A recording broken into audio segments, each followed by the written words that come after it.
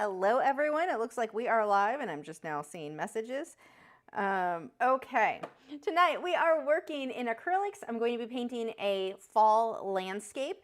You can download this reference photo. I always get someone complaining they want the reference photo on the screen. Go download it and put it anywhere on the screen you want. Link is in the video description, or you just go to patreon.com/Lachri. It'll be, if you're watching this live, it'll be one of the first, I think the most recent thing I posted there. So you can get this reference photo and the line drawing and follow along with me. I am going to be working on a Fredrix watercolor canvas board. Oh look, my camera froze again. We're off to a good start. Let's see if I can fix that. Again, easel, deactivate, activate, there we go. That's probably going to happen multiple times during the stream because that's what I do here. This is a Fredrix watercolor canvas board, and the reason that I go with the watercolor canvas boards is it is super, super smooth. You can see, like, there's not a lot of tooth on that canvas. I actually don't like these for watercolor at all, but they're wonderful for acrylic paints or even sometimes oil painting. I like a really smooth surface. That's going to make it easier for me to blend. If I dry brush, it doesn't look like crappy dry brush because, let's be honest, dry brush, like 98% of the time, looks like something Gibson left in the yard. Not pretty. So, oh, worse, something Dragon left. Dragon's watching this. Oh, I don't think you can see him. My bearded dragon. Yeah, you can kind of see him. Oh, he's moving his head in the tank back there. He's watching. Anyway, those are, whoops, not that. Those are quite unpleasant. So nobody, that is what dry brushing looks like in most cases. This will not look like I'm dry brushing because it's so smooth, so I can use what I consider a fairly sloppy technique for most things, and you won't even notice it. But that's why I like such a smooth surface, plus it's going to make the finer details super easy. So there we go. Also, if you like to airbrush, these are also great for that. And just for transparency, this canvas was provided to me by Fredrix. They were already the only canvas I used before I started, or they started sponsoring these videos, so made no difference for me there, other than they sent it to me versus I went to the store and bought it. Anyway, there you go. Wonderful canvases. So here we go. And we have a super chat, excuse me, from Kirsten said, for the doggos. Oh, they're watching. Gibson sees. You ready for a super chat? Okay. Here we go. Thank you so much, Kirsten. Oh, good noms, huh? Oh, Gibson, you need your toenails trimmed really badly. We're doing that tomorrow, sir. Okay, go, that's it. You ate it all. Go lay down. Go lay down. Thank you so much. They definitely appreciated it. Lay down, Gibson. Okay. Your issue with doing things quickly is probably why you flunked racing school. Okay, so tonight, oh, you just scratched my face. If I start bleeding, we know why. Ow, that's like, ow. Anyway, oh, I don't have my reference photo pulled up. Hold on. Let me grab that really quick. Save, and where's the other one? Nope, not that one. That one. Save. Okay. I also don't have paint out yet. I am not prepared. No one's surprised. That reference photo is really little. Let's pull up the other one. There's the one you guys have. Okay, that's a much better size. Oh, no, so it's not. There we go. Oh, it's going to be one of those days. Okay. Let's move those out of the way. Now for paint, I'm definitely, let's see, I want some phthalo blue, black and white for sure. So let's go ahead and grab those. And you don't have to have the same, like I've got primary blue here, that would actually work fine. But I'm going to use phthalo blue, we've got Mars black, I've got titanium white. So we've pulled those. I'm going to want some yellow, red. I'm definitely going to want a magenta type color. So we've got that one right up front. Let's grab deep violet. Anytime I'm using yellows or oranges, I'm definitely going to want a violet color or purple colors in there. Let's grab some yellow. I've got cadmium yellow, medium hue. I've got raw sienna, for sure going to need that. I'm going to grab red. This one is cadmium red deep hue. And mostly because I don't love orange. And the orange for Liquitex Basics, as much as I love my Liquitex Basics, the orange is really translucent. I only really like it for glazing. I don't know that I need it that much for this. Let's see, we need Hooker's Green and maybe red oxide. Let's see. There's red oxide, and now I need Hooker's Green, and we should be good. Let go. Actually, I may grab some of the light green too. I've got lime green. Let's pull a little bit of that because I'm probably going to do a little bit of highlighting in the grass with that. Plant, you are in the way.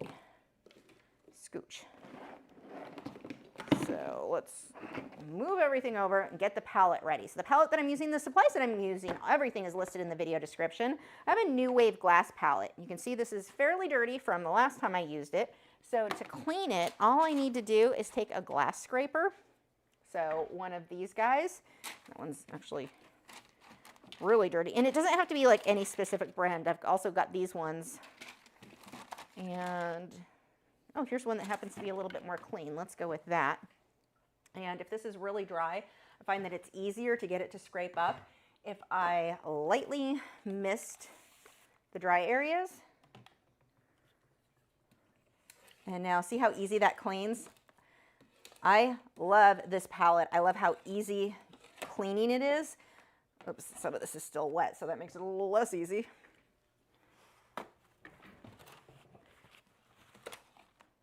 Stop sliding in there.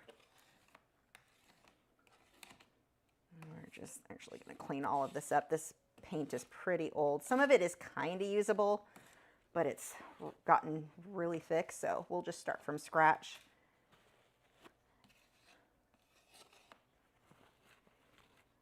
Just wipe that off on a paper towel.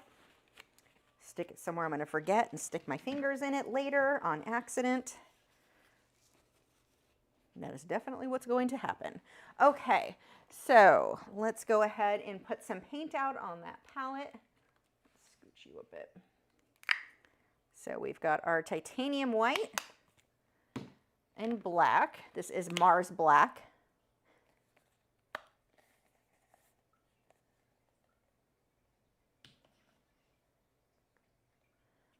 Let's see, we've got our phthalo blue, which is what we're going to be starting with tonight. Actually, we can just start with this because we're going to do the background before I do anything else. So let's just start here. Okay. So we'll get that off of there. And the link I have for these watercolor canvas boards, for some reason, Amazon does not currently have the 8x10s in stock. So they do have the 9x12s. And the few places I saw that had 8x10s were like massively overcharging, which Amazon likes to do. Or I don't even think it's Amazon. I think it's sellers on Amazon. When there aren't enough other, if there's not enough other people having them in stock selling them, Amazon, or third-party sellers, I should say, sometimes hike up the price and are pretty shady like that. So 9x12's close enough. And I've got my paper towels ready. And let's pull one up here. Whoops. I like to keep one damp paper towel on my palette just so I can wipe my brush quickly as I'm working. So we'll go ahead and, oh, I already have one there. Well, now I have two.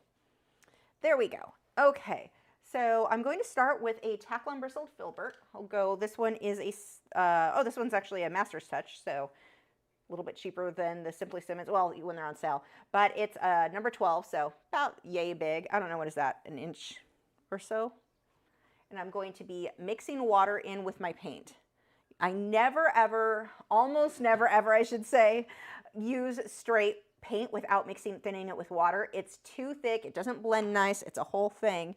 We're gonna actually, let's put a paper back here too, behind the easel so I can make a mess. Oh, and if you are in the US and you're watching this live, you can bid on this. The link is in the video description. The starting bid is $75 if you want to own this. And I want to show you a couple of quick things. Oh, I think I have an affiliate link too that I didn't set up because I loved the quality. So I decided to tell you guys about it if you want to order. So these come from Sticker Mule. I want to show you these really quick. I bought these to start including in, I've been including fun stuff in the boxes if you win one of the auctions. So this one's my favorite. It's out of focus. It's a little pin. It's an acrylic pin of glitch. So yay. We've got a glitch sticker. These look way better in person. Wait, back here it looks okay. They're thick. These are really nice stickers. So that's a die cut sticker. I've got one with sparkles that has the blue ring octopus on it. I've got another one of, wait, no, that way, glitch. Wait, back here. It's way more clear in person. And then this one's really fun. This is a magnet and it has glitch on it and says layer until it looks good. So yeah, those are fun. And those are things that are going in that box. Like I've been shoving all kinds of random stuff in those boxes when you guys bid. So it's a fun box to open. There we go. Let's see, I need my mop brush. So the things I'm going to be doing to get this soft background, I've got my spray bottle. This is a fine mist sprayer. This is how I can keep my paint wet for hours. I have plenty of time to blend, so that's why my paintings can come out looking like an oil painting, even though I'm using acrylics. I've got mop brushes, and I always like to have a couple of these ready to go. And mine are actually blush brushes. The powder brushes for makeup, they do not shed like brushes that you get that are called mop brushes for acrylic paint or for painting in general. They shed so bad. These don't. So we've got that, and let's go ahead and mix. I've got to mix a dark grayish blue color. So I'm going to start with my black. I'm going to scoop a bit of white in there, scoop a bit more white in there. And I start by mixing the gray tone about where I want it to be. If I start with blue and keep adding black and white, it's going to be hard to get it desaturated enough. I'm going to need a lot more paint though, so let's just mix a bunch more in now. And then throw some water in there. And now we can start pulling in some blue. I want a lot more white, which is good because I need a lot more paint for this anyway. And I don't need the color to be exact, I just need to think it's pretty. But I do want it to be about the right values. Let's see, what are we at? A little bit more blue. Actually, I think I'm going to pull a teeny tiny touch of my deep violet in there. Not much. I'm not trying to make this purple, but I do want just to tint that a little bit.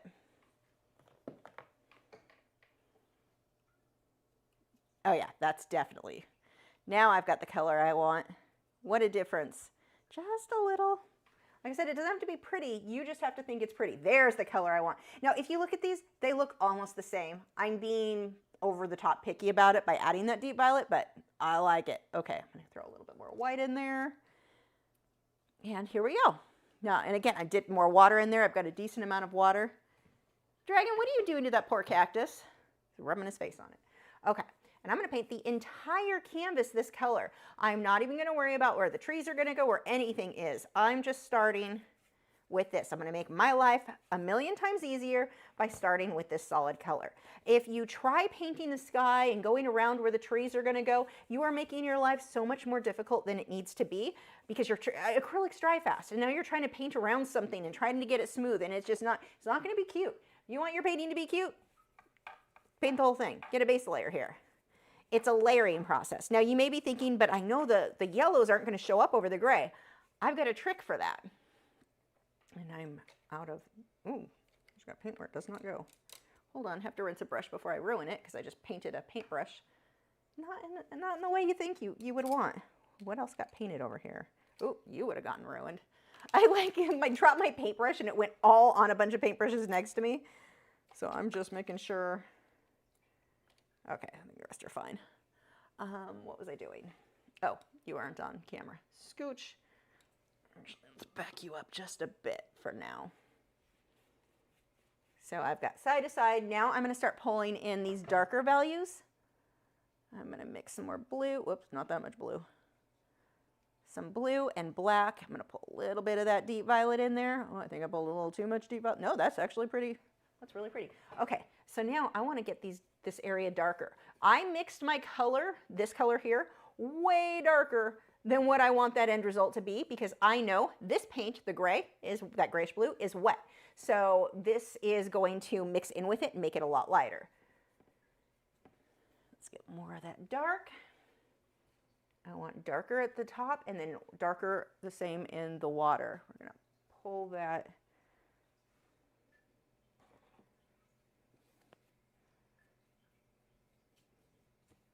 So the corners, I've got lighter in the center there, darker here,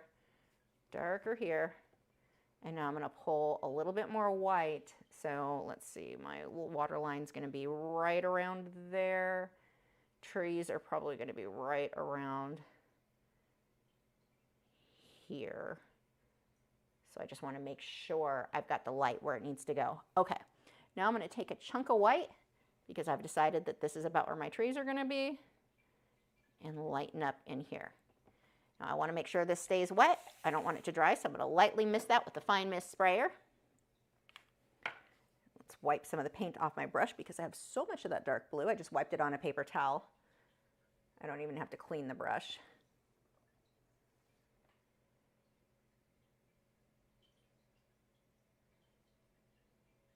Just get the hint of little clouds back there. And I'm going to do the same thing. I want it to be lighter here. Now the trees actually come down really far on this, so I'm just going to slop that in there.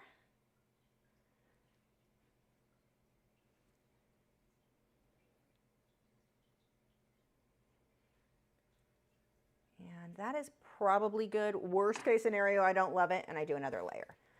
Let's go ahead and dry this. And so what I'm going to do is I'm going to start here in the light areas and do little half circles. And all I'm trying to do is soften out my brush stroke. I always say I'm blending out. That's not really necessarily the right term.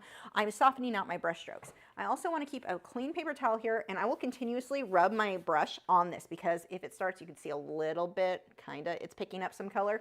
When you do this, if it starts picking up paint, it will start creating brush strokes you don't want instead of getting rid of them. And I've got that on thick enough in a few of these places that will absolutely be happening. So see how paint is coming off? I want to make sure to remove that.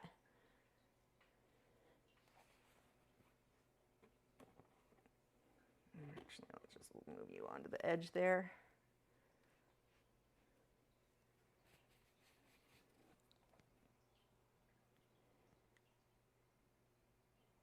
And I don't want to overly blend this. I want there to be a little bit of streak so it looks kind of like clouds there.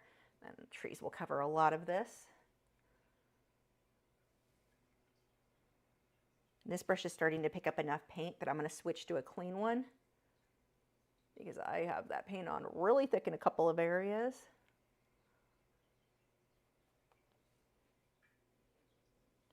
Just soften this out with the clouds in here.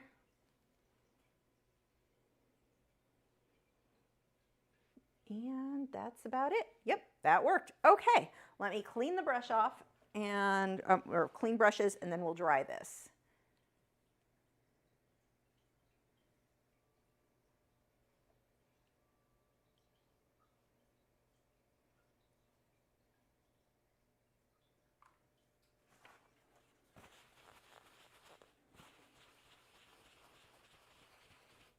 I want those brushes dry and ready to go.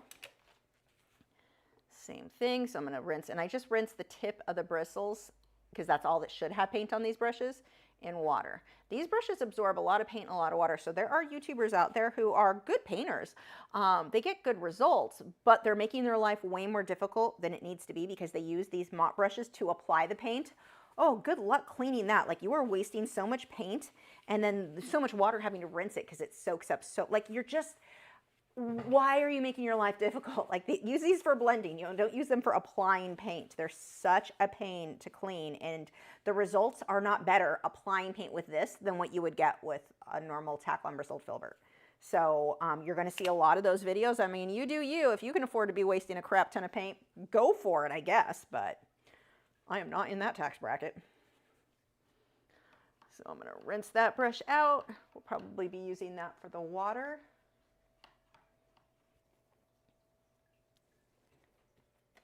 And let's go ahead and take the hairdryer to this and dry that. I'll be using high heat here.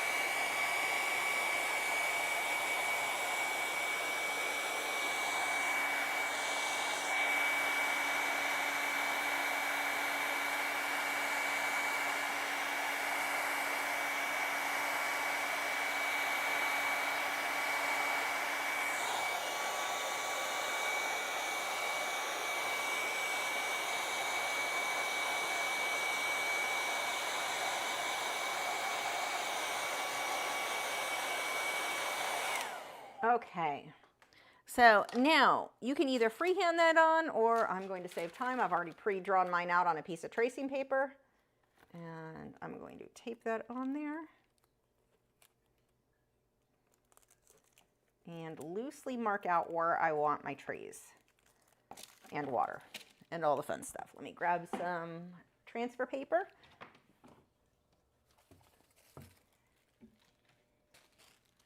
And some water.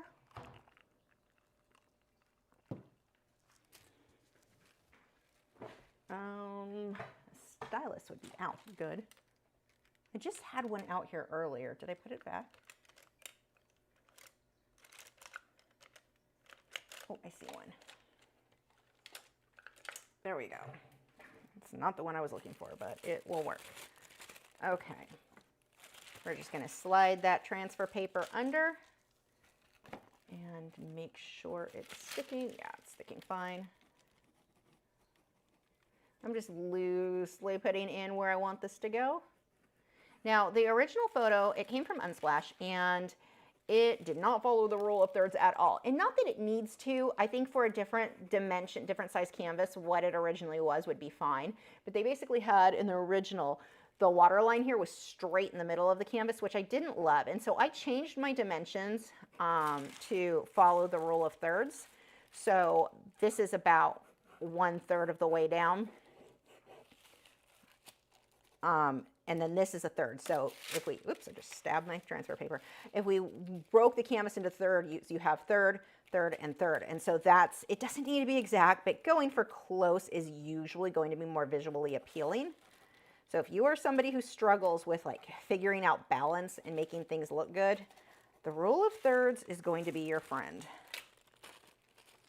I have seen artists, there was a lady I knew who, was one of the managers at the art place I worked at, the art party place, and she did not have an eye for art. That didn't mean she wasn't a good artist. She actually was, but she didn't have an eye for balance. So I shouldn't say she didn't have an eye for art. She didn't have an eye for balance. And she would look at stuff and go, oh, you put that in the center. It can't do that. Like, she was so dependent on the rule of thirds that she thought anything that went against the rule of thirds wasn't balanced because she couldn't see it. She just did not understand how the weight of things, like some people can, that was always one of the things I was good at. I can naturally look at something and go, okay, the weight is off here. Doesn't mean I always follow my own knowledge. Sometimes I make poor choices, but she really, really couldn't. And so it was funny because if anyone was not exact to the rule of thirds, she thought it was wrong. And it's like, trust me, I'd have to explain to her why it worked. She didn't want to listen, but, yeah, I don't think I entertained her as much as I like to think.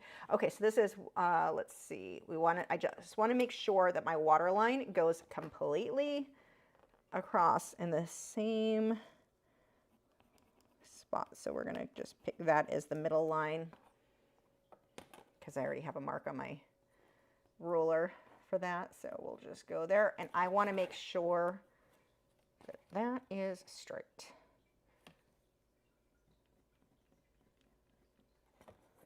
And then I'm going to double check that real quick. Not on the easel. Hold on.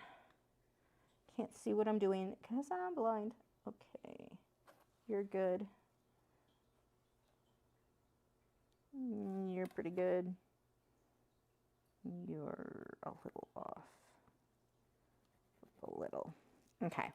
And so what I'm going to do, just to make sure I keep that line straight. Oops, I was going to put my glasses on upside down. Jeez. And then poke myself in the eye with the glasses. I really can't see. Okay, let me grab a piece of tape. And we are going to do a really quick hard edge here. Now, if I cared if this line like was super clean, let me put tape down and explain this. This will be easier to explain visually. When you put tape down, and if you've ever done any projects in your house where you like painted stripes on the wall and you put tape and the paint gets under the tape, totally normal. And that will happen on canvases as well, depending on how much water you use. The more water, the more it is going to be prone to doing that. This is going to be a general guideline there to make sure that stays straight and is not lopsided. Let me check my measurements again. So here's another thing. When you do a landscape, you do not want your water line or your horizon lopsided. Now, if there's a hill, that's one thing. But we don't want one side Good. Like you don't want it in an angle. And I see artists do this all the time. You're not being creative. It looks like crap. There are certain things you can be creative on. This is not one of them that's going to work out for you well. If you have, again, a hill, something like that is fine. But people don't understand, like, get this line straight. Don't make it sideways.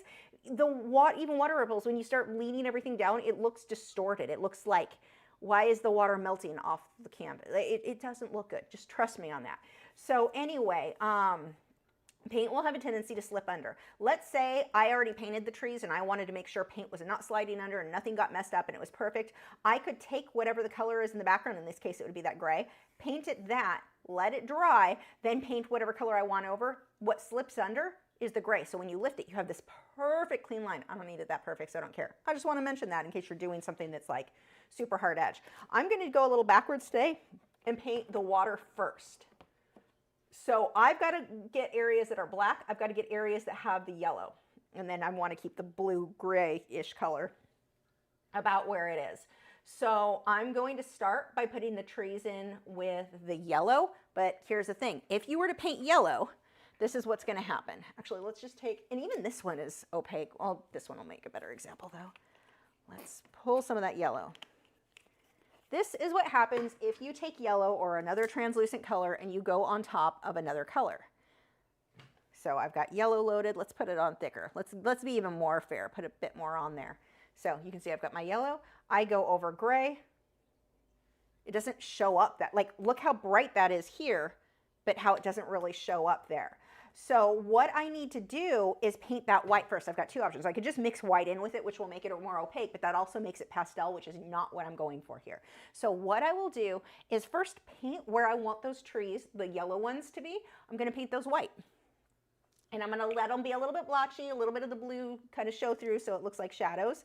And I want to keep this wet because this needs to be kind of blurred, kind of out of focus here. We're not trying to leave it super detailed. So let's just take that some white, and I am going to paint in my little trees here. But like I said, I want to keep this a bit wet. Not so, you don't want it so wet that the paint is running or anything like that.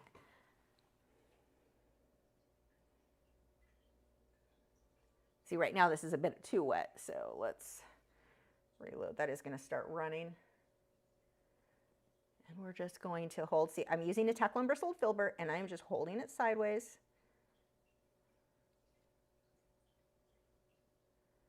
Got a little bit of yellow in here, not too much. No, that's still pretty wet.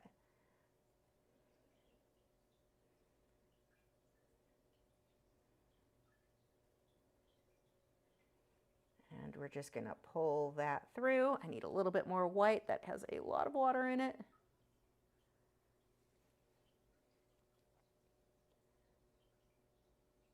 And over here, you'll see on the reference photo, that's a little bit darker. That's okay. It doesn't matter. Right now, it's just white is all we're worrying about.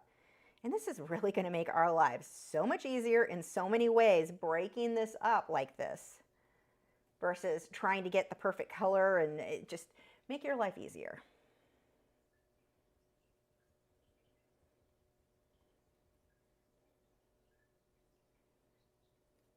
The funny thing is, most of the time when you make your life easier, it actually looks better too. We're not going to worry about the tree trunks just yet. We're going to have some green, so we can keep that wet and go ahead and put the green in now. So I had some Hooker's green and black.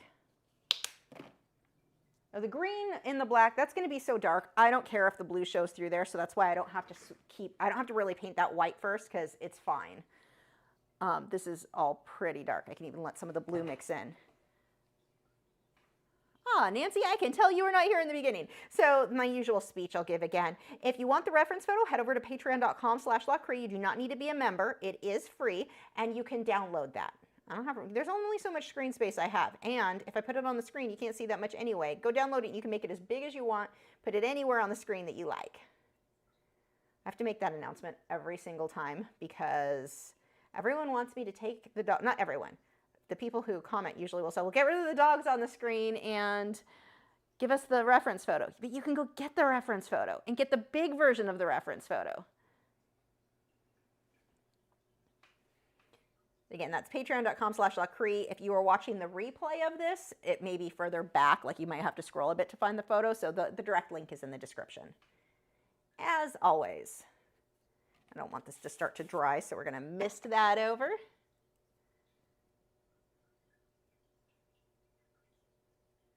Just kind of dabbing here, letting it be blotchy. You can see I've got some green. Well, maybe you can't see. Hold on, let me lighten this up a little bit.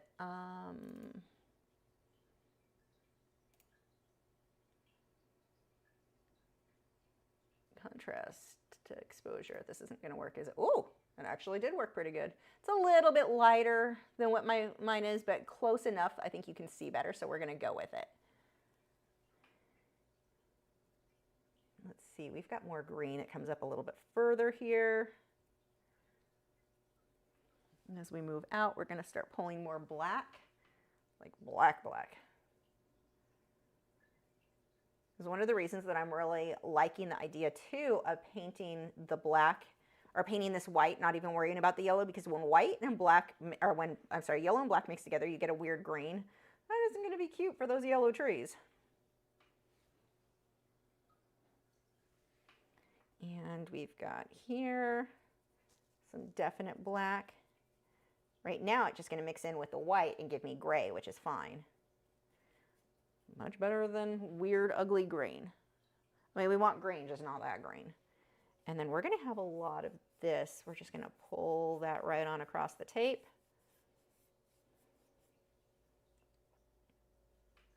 We've got some more green. So I'm just kind of mixing, getting globs of green, globs of black. So my brush is double loaded. If you look at it, you can see where parts are more black, parts are more green. I'm not making a perfect mixture. I'm letting there be parts of everything. So when I do this, when I'm globbing this on there, I'm naturally getting some that have more green, some that have more black.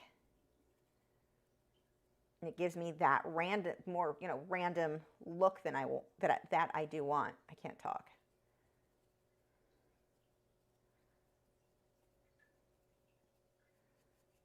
Smooth some of this out. Again, remember, this is going to get blocked up. Oh, why are words so hard tonight? We'll get the white little lines, the ripples going through here. So that'll break a bunch of this up too.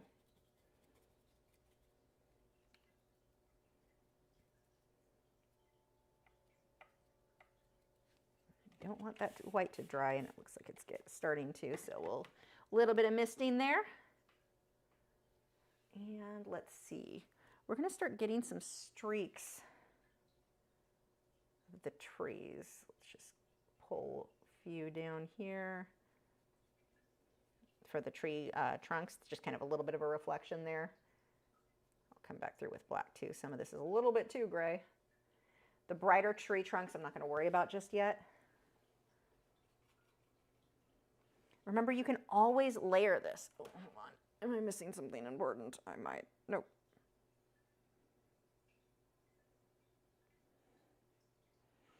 We know where the person who did not hit the like button was Nick. I'm just going to out him right now. But to be fair, he lives in the North Pole, so fall means winter is coming. I love fall, but I kind of don't like it for the reason of Nick, of knowing that means winter is coming. I'm in Texas and I don't like winter.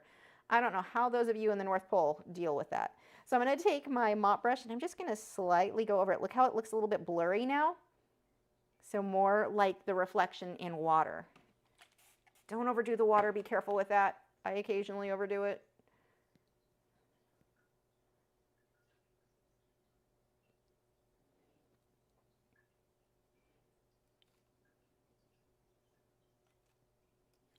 And look how nice and smudgy that looks.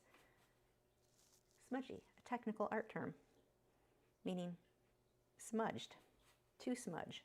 Okay, let me dry this. This is why they don't let me make definitions.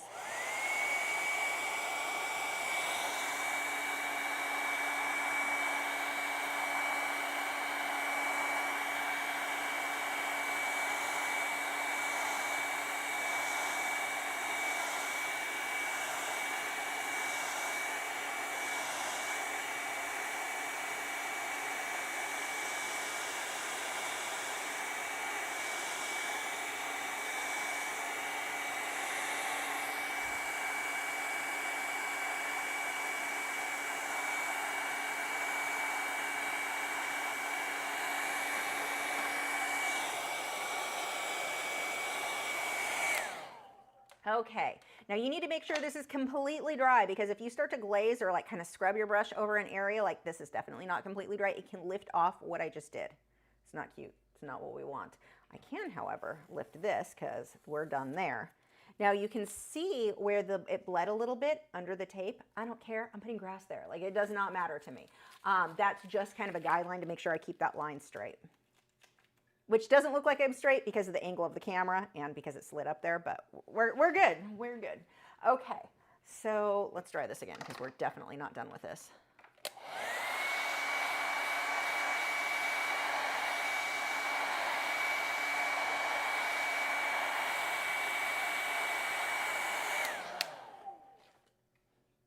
Yeah, fun fact about Nick, he's not a fan of all the pumpkin spice stuff. I think pumpkin spice anything is amazing. They even make pumpkin spice Cheerios. Not that I should eat them, but still, you know, I like them.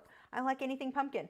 They actually came up with, in a bird group I'm in, somebody posted it going, this has got to be a joke. There's a product called Nutriberries that you can give your birds. It's kind of junk food. Some people feed it for food, but it's kind of a junk food. It has too much sugar to feed on a regular basis. Anyway, they have a pumpkin spice one. I'm like, oh, if I fed my birds junk, I would feed that. I would so buy that. People are mad about it. Like, oh my gosh, I can't believe this is ridiculous. I'm over here going, what? They are marketing to me, you know, besides the fact that their products are full of crappy sugar. Okay, so we have some raw sienna and the cadmium yellow medium hue are probably the two colors I'm going to be using for starting the yellows. Also, you know, look at how this looks on camera, like it's super low. It is a little bit because of how that came up. But this shows what I'm talking about. That looks terrible. Why would your water be sloping down? You're like, oh, but streams, they go down. Not like that. That's not what it looks like when you're looking in person. It should look like flat. Okay, so let's, yellows. So I'm mixing my two, this again, cadmium yellow medium, or wait, did I say medium? I think I said medium. Yeah, cadmium yellow medium and raw sienna are what I'm using here. We're gonna start putting that in there and see how now, look at how that looks so bright yellow, but if I go over the gray, it doesn't look like nearly so bright. So that is why we wanna put the white first. Now the cadmium, or the raw sienna is a bit opaque anyway, a lot more opaque than the yellow, so that's part of why it will show up a bit better even over the gray, but it would still be very muddy, especially when it dries. So I got that a little bit more wet. We're gonna pull this through here.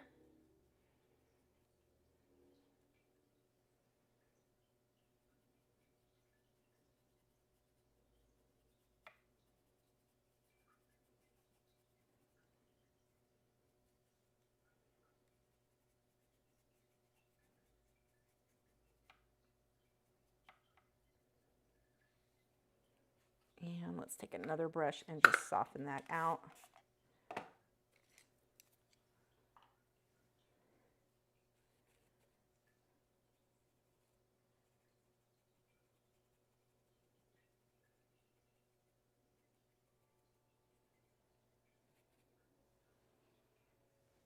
Yeah, the coffee that I drink, I've been getting it all year, is a pumpkin spice. And the company, the place that I get it from, it was named after their cat. The pumpkin spice one was Mr. Bocus or something like that. And he died, and so they're retiring that one. And I'm like, well, I'm going to cancel my entire order because the only reason I really ordered the other stuff was because I wanted the pumpkin spice one. Like, I drink that stuff all year round. It is my favorite.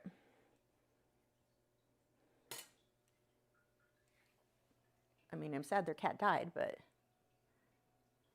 really like pumpkin spice. So here, now I'm starting to put in more of just the raw sienna, less of the yellow. So we don't want it to just be one solid color through this that will look like crap. I'm just kind of softening, smudging that into what's there. I'm gonna rinse that brush and soften this out here at the edges. A little bit too harsh. Okay, let's go ahead. Need a little bit darker, so we're gonna start pulling a little bit of magenta in there.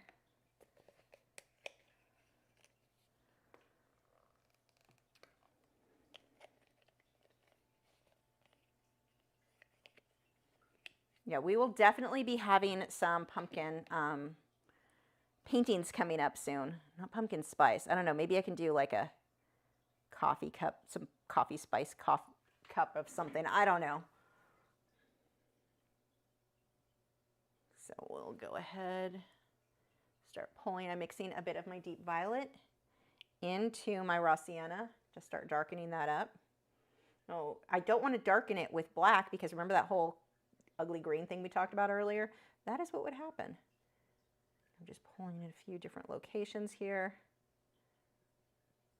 This lesson will definitely be a 9:30 lesson. This will not be done right at 9. There's pretty much no chance of that happening. Again, if you want to bid on this, I was going to say vote on this. Don't vote on it, buy it. Link is in the video description.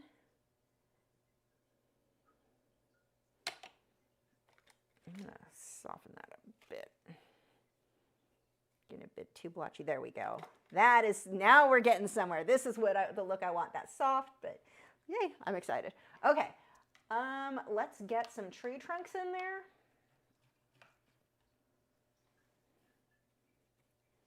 So I'm going to switch over to a liner brush. This one is a number 1. This is a synthetic hog hair liner brush.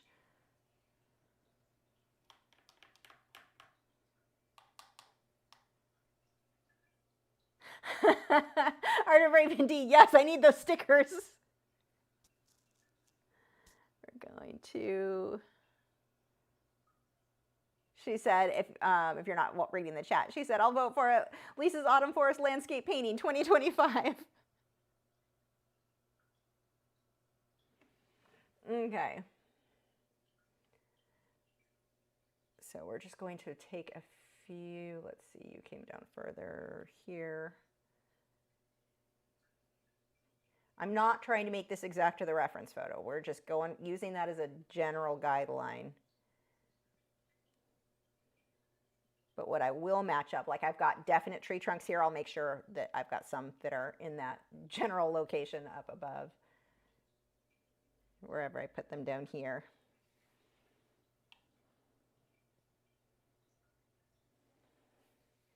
You know, I stopped using, Deborah said pumpkin spice coffee mate creamer. I stopped using that because it's like vegetable oil or soybean oil. Like it's the seed oils. I was not happy when I realized it's not real cream. So I switched to another company. What is it called? It comes in like more of a carton and it's actual like sugar, milk or cream, whatever. Like it's more natural ingredients. But I was sad because Coffee Mate has some really fun flavors that are so good.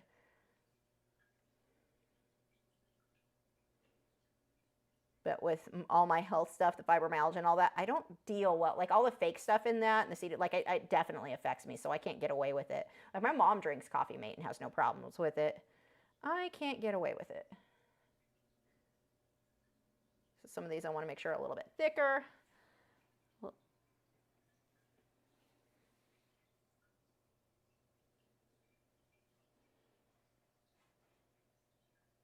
And again, these are going to get broken up when we put these little water ripples in there.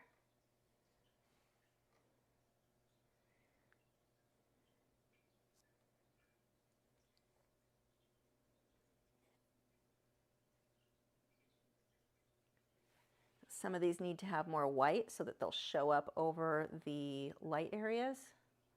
So I'm mixing a little bit more white with that.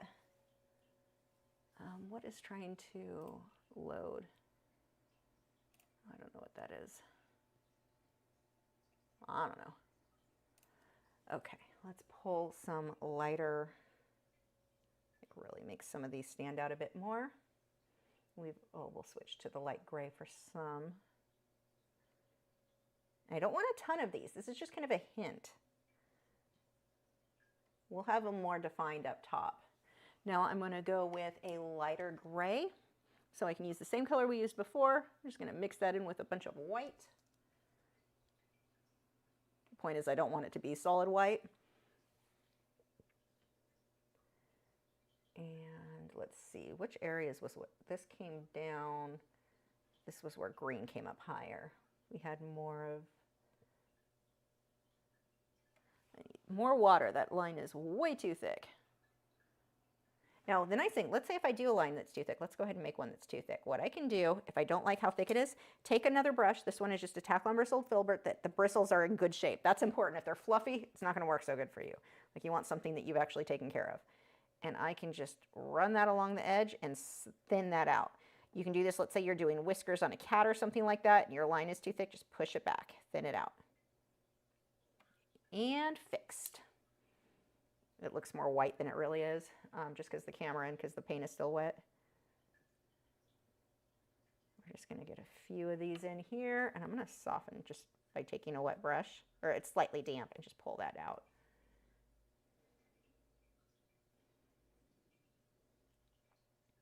And every few brush strokes that I do like that, I'm just, again, going to soften that out. We want these ones to look blurry.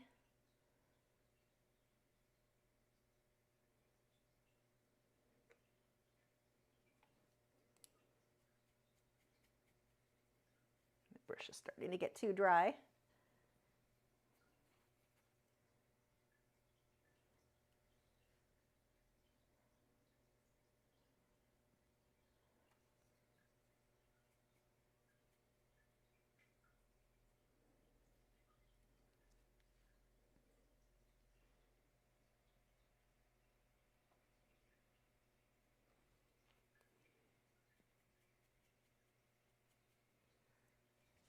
Okay, and then I need a few of these branches to stand out a little bit more.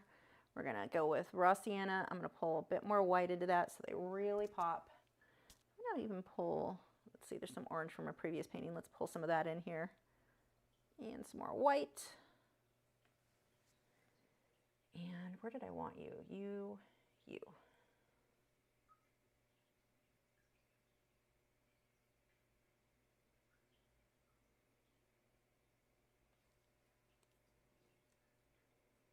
And then a wet brush, and I'm going to soften those edges.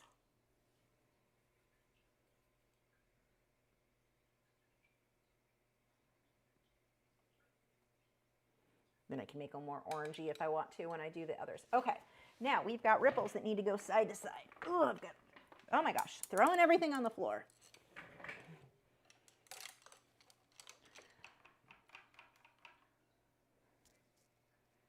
Okay, now I'm going to take a brush. This one is a tack on bristled filbert. It's kind of smaller bristles.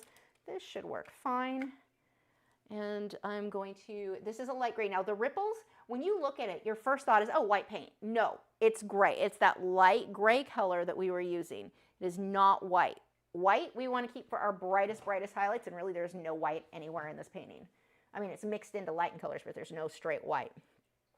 So what I'm going to do is make side-to-side ripples. And this is going to make it look really glassy. Now, the reference photo, they're more just horizontal lines. I do sort of little zigzags. And let me show you really defined what I mean by those zigzags. Let's see if this will work. Yeah, you can see. So the reference photo is more a bunch of this. Mine is a more stylized look. It's long horizontal, short diagonal, long horizontal, short diagonal. This is the movement that you're going to see me do with ripples. Long horizontal, short diagonal, long horizontal, short diagonal, constant as it goes through. You don't want this. You don't want a bunch of wiggles going down. You don't want wiggles going like that. Everything is this way, short diagonal, horizontal, short diagonal.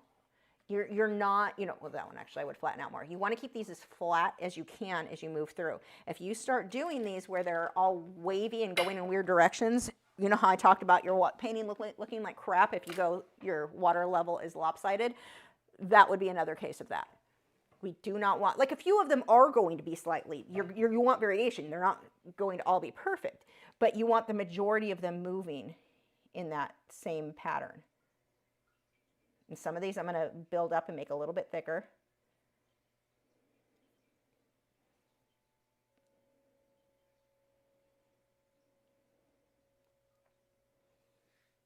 And we'll get a little bit smaller, kind of fade out as we get into the back. There's not a lot.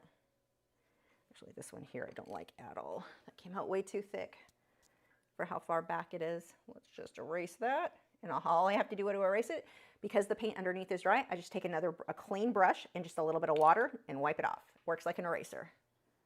But the paint underneath has to be dry. This also matters, though, the quality of paint you're using. If you're using like Revis or any of these cheap things you got at Walmart or Costco, although I have seen Liquitex Basics at Walmart, so they kind of ruin my thing about cheap paint from Walmart. But like these off-brand paints, then it may still lift no matter what. So just like I wanted the thinner lines with the tree trunks, I can do the same thing with the water line. Some little guys back here. I'm going to take that clean brush and just soften that out a bit. I apologize, my hand I know is in the way, but it's the only way I can get this angle off to the side there. You just have to trust it's coming out good.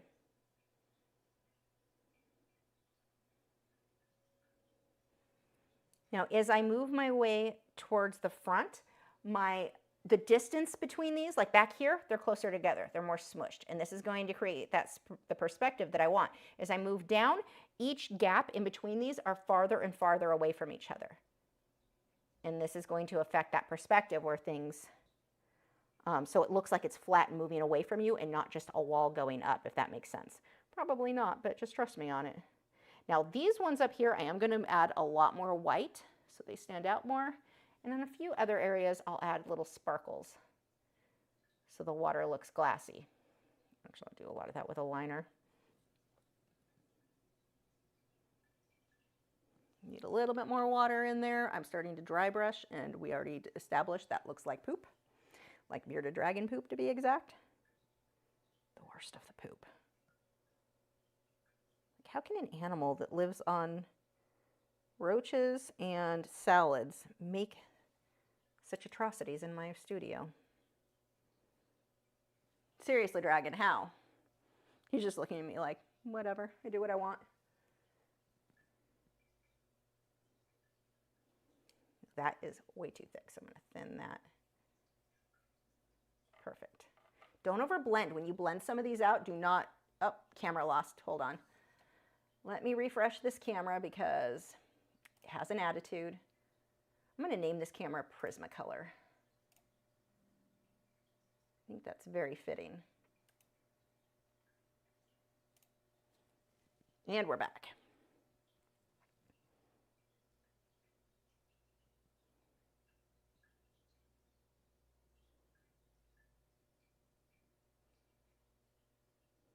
And I may add a little bit more, but for now I'm going to leave that as it is. I definitely, actually, now that I'm looking at it, I do want some of these to be brighter, but I'm going to wait until I get the trees in. We'll do that as final details. Okay, let's leave that. I'm going to move on now to the grassy line for the water. I'm going to start by using the Hooker's green, and I'm also going to add this lime green. Do a couple of spots. And I need this to stay somewhat out of focus, so I want to make sure this is all the way dry, though, before I start blending over it.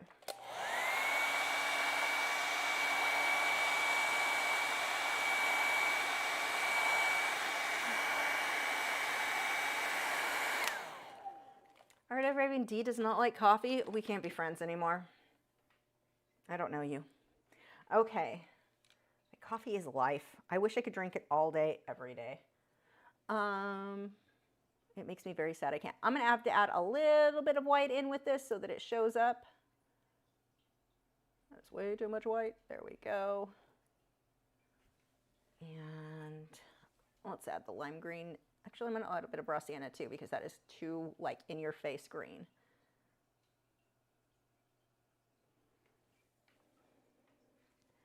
And we have right along this line, this is kind of out of focus too, because this is the bottom part. Now this does not have to be a perfect line. The point is that this end and this end, you want them to be the same distance. That's what I was talking about with flattening thing, you know, making sure that it doesn't droop. Because it's nature. It's not going to be a perfect flat line. That will look weird all in its own. But here and here, make sure, and in the middle, make sure that that's generally going straight across. If you have any questions, art-related questions, I'll be answering those at the end of the video or at the end of the painting.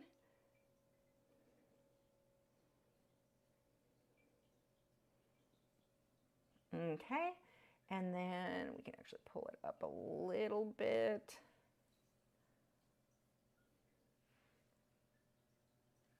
And then there's a line of dark before it goes into the green. As it goes up, we'll just go ahead and throw that in there for now. A lot of this is going to get covered and have to be repainted when I do the tree, so I'm not going to put a ton of work just yet into this.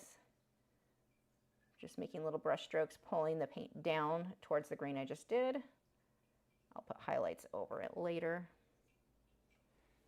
I lied, I'm putting highlights over it right now because I have it out. Let's make my life easier. A little bit of that lime green, there's some hooker green in there, or hooker green, I don't know. I think no matter what, that name is inappropriate.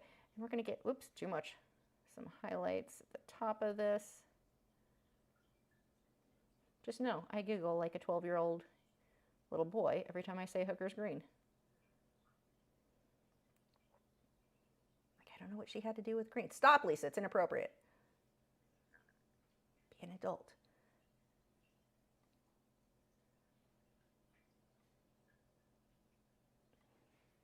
Okay, so what I've got now is this row. I've got the watery line, I've got a little bit of dark green there. I'm gonna pull a little bit more dark. Let's rinse this brush.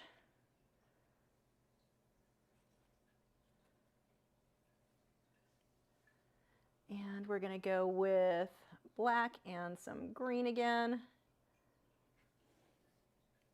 I'm just gonna put a little bit right in here.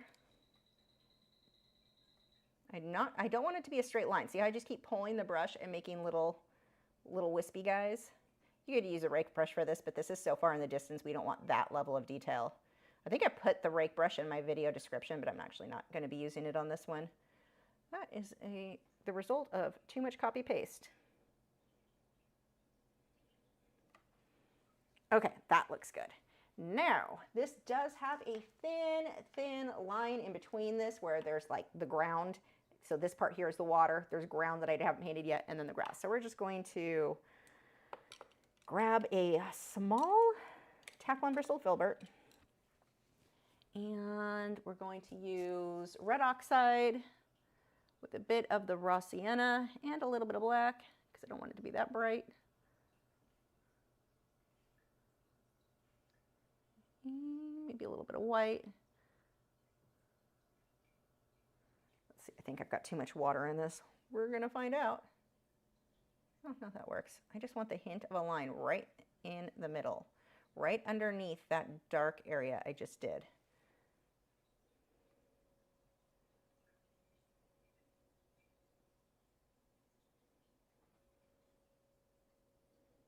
There we go. It's subtle, but it's there. This one's going to be really pretty. Okay, now we can start on the trees up top. So we're going to do the same thing. We're going to start with the yellow by painting them white, pulling that down, and then we'll pull the green and the black up to meet it. Yay, okay. Here, though, is a little bit different because we actually want more texture. Here I wanted this to be softer, more of that glassy, water reflection look. These, however, are going to, let's see what brush will work. You could work, and I need something. Do I have a stiff round brush down here? You may work. I'll show you in a moment what I'm grabbing.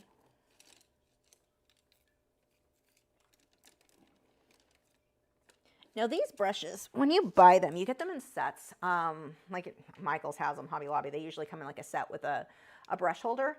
They're these round ones like that, and then they also come with the flat ones. When they're new, they do not work great. Keep using them, don't wash them well. The trick with these that makes me love them is when they're old and just stiff and dirty, and it is perfect. Like, this is what I use these brushes for, but new ones are kind of a pain because they don't work that great. So I want them to be stiff. When they get really wet, they don't work real well either. Okay, so we're gonna start with white. And we are just going to, I'm holding the brush to the side. This is a flat brush, and I'm just going to start building up, dotting in my trees. Now I need variation in how hard I'm pushing so that I have variation in how thick or thin these trees are. You do not want them to all be the same. If they're all the same, they look like poop. That should be the title of tonight's video. How not to have your painting look like poop.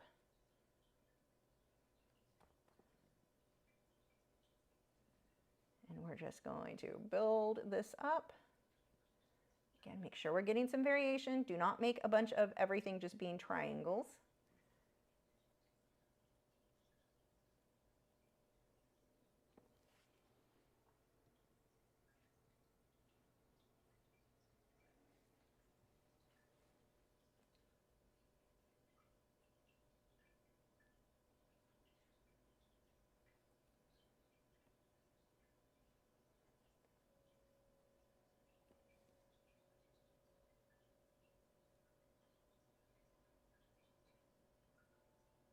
I'm not pushing very hard with this brush.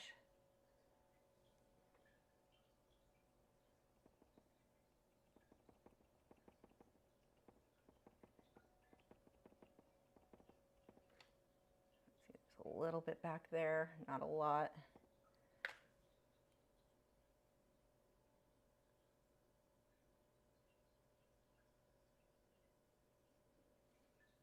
Okay, and then we can pull these down.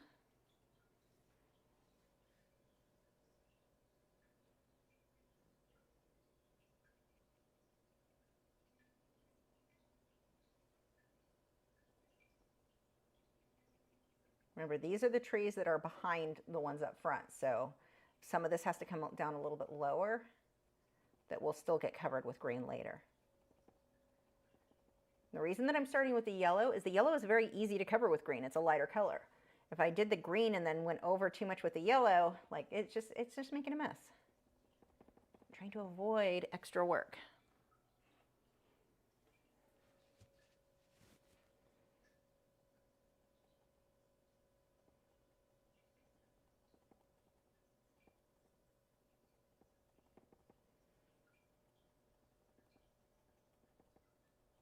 See, I'm letting some of the green or the blue of the background show through. That's going to automatically give me easy shading without having to actually shade.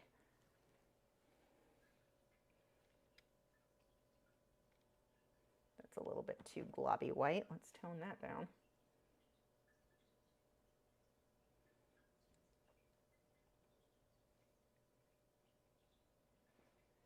I'm going to come through on top of some of these with a little bit thicker white because that's going to be areas where the white is more bright, or not the white, the yellow, once it goes over this.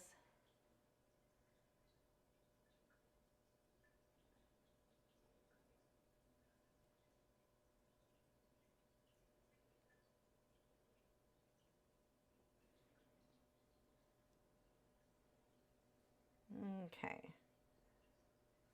Let's dry that and paint the yellow over it.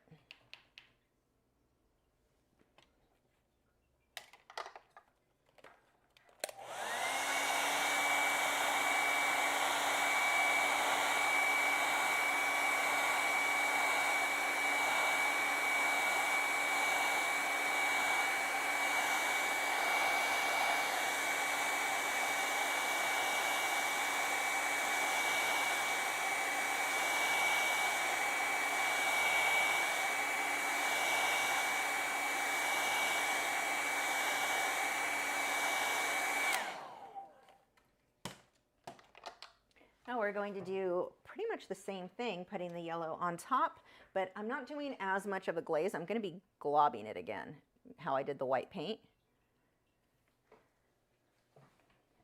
So I've got a little bit of my cadmium yellow medium hue and a little bit of my raw sienna.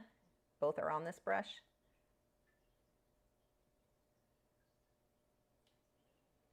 I don't want to go crazy over that background blue. If a little gets on there, that's fine, just not a lot. It'll look weird.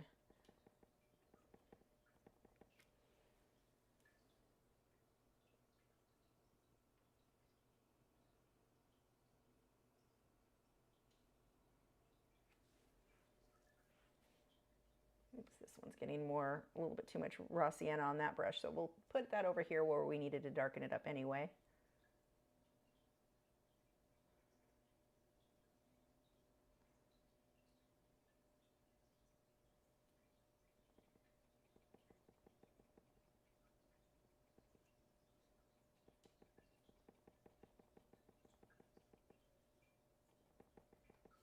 Now when I reload this, I'll use more of the cadmium yellow medium hue. Pull that back in.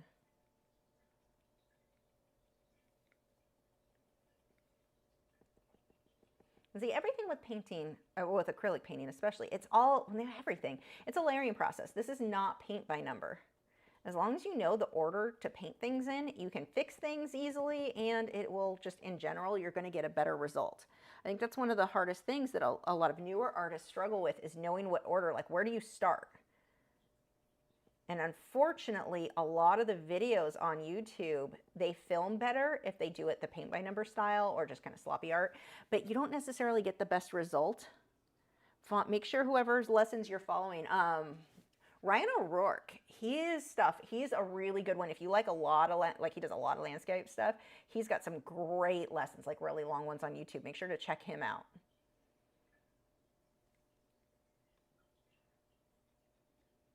So I'm pulling more raw sienna right around the edges where it's going to go deeper into those shadows.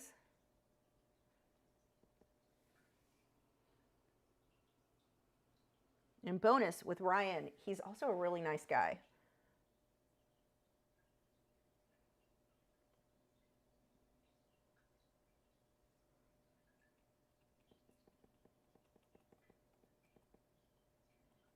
Okay, that looks good for now. We may do other touch-ups, we'll see. I think I do, actually, I take it back. I want to get a bit more yellow in there.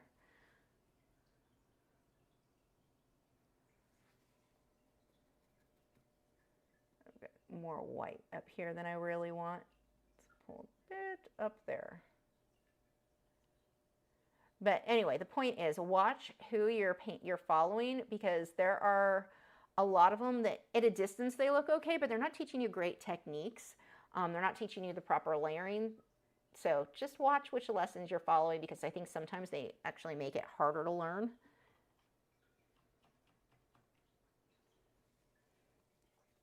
Okay, I'm going to pull a little bit of deep violet into my raw sienna. That's too much. Luckily, I tested that on my paper towel before I went onto the canvas. And then we're going to pull that on the edges and towards the bottom.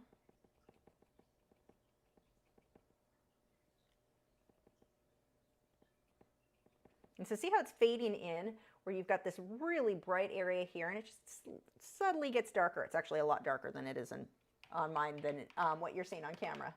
Mine's a little overexposed on camera there. Get a drink of water, if I can find my straw.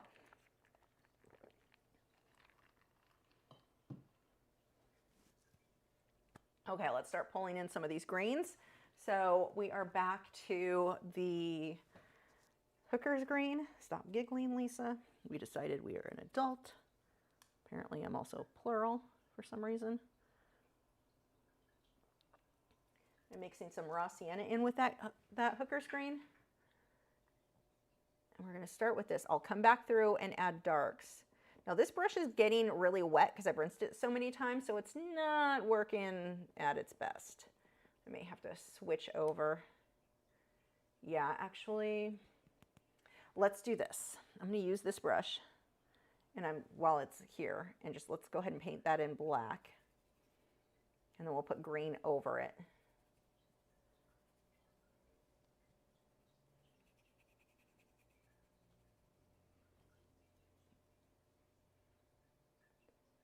Just going to kind of push that down against the grassy area.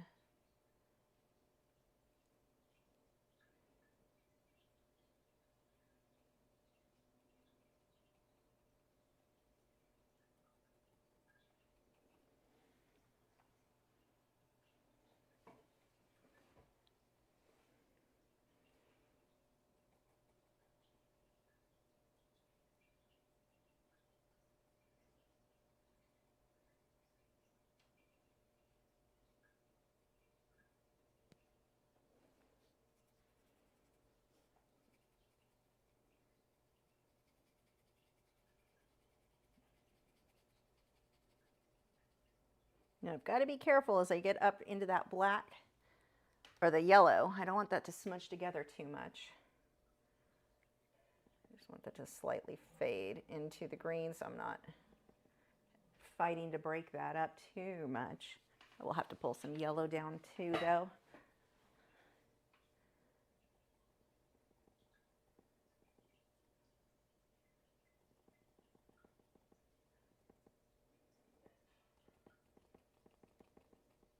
So whenever I do bushes, trees, grass, whatever, it's always going to be 3 shades. So in this case with the green, we've got black, we'll have a mid green and a light green minimum.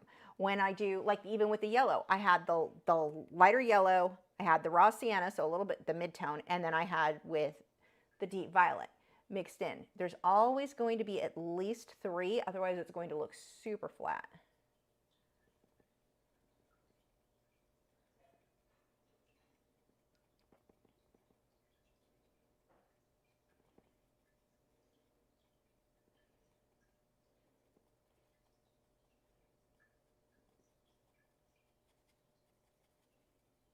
Okay. That's going to give me a better, oh, camera froze. What a shock. Let's fix that.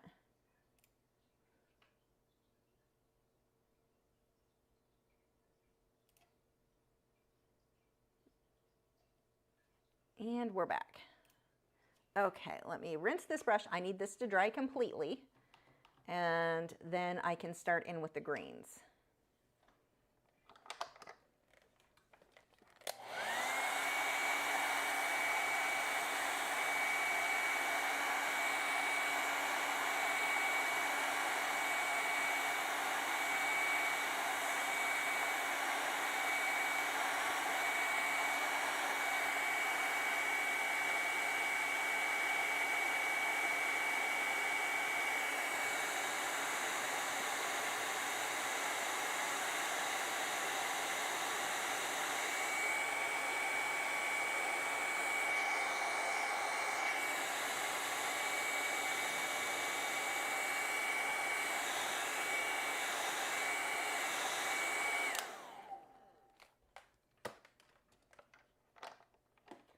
Okay, I can see I'm going to want to darken this, I think, a little bit more.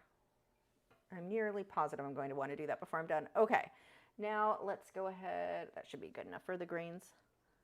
Let's see if they stand out enough this way. Probably add a little bit of white so it'll actually get that and some raw sienna.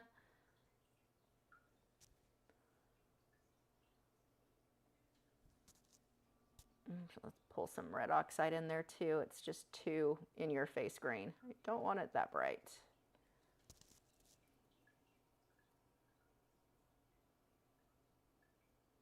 Okay, this gives me a nicer muddy look, and I probably need a clean brush because this one is super blotchy or wet.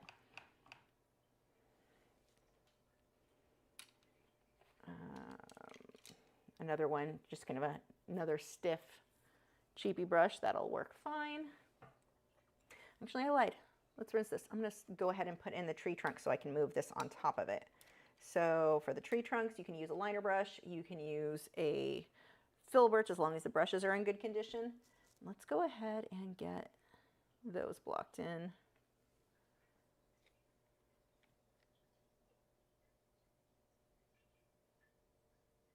Oops, too thick. Remember what I said with too thick? We just take a clean brush with a little bit of water and we can push that back.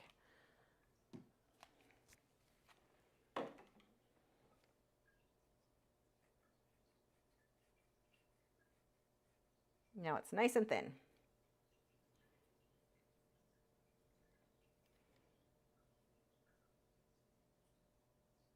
Still too thick, but that is fine.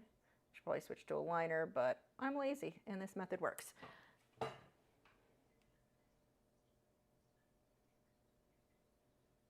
We're just going to throw a bunch of those in there. Most of this is going to get covered with green. I just want a bit of this poking through. And some of these will make a little bit brighter once we figure out where, once the trees are in. This reference photo comes from Unsplash.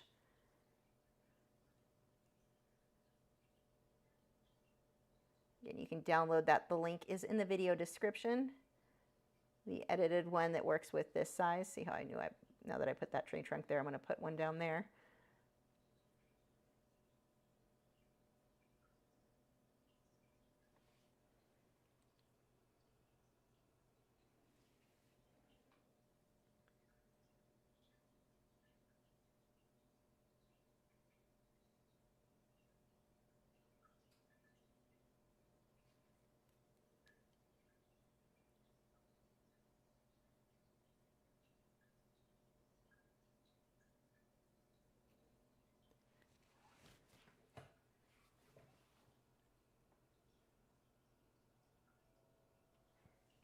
If you paint it along with me, make sure to tag me in social media. I want to see how yours comes out too.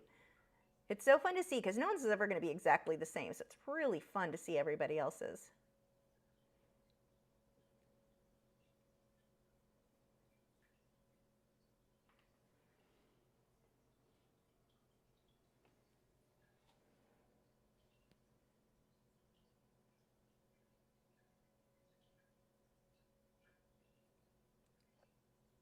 Remember, the harder you push, the thicker your line is going to be.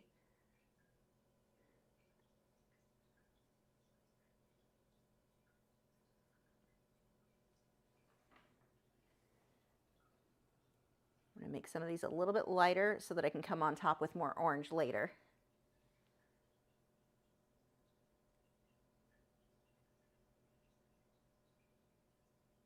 And knowing that orange is so translucent, we really need these to be very light to show up when I put the orange over it.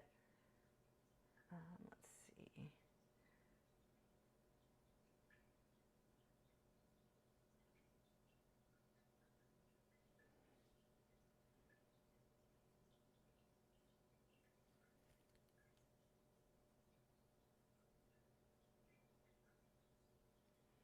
Notice that I'm also not pulling these trunks, even though the reference photo shows them touching the grass, I'm not pulling them all the way to the bottom. I just kind of let them fade out into the shadows.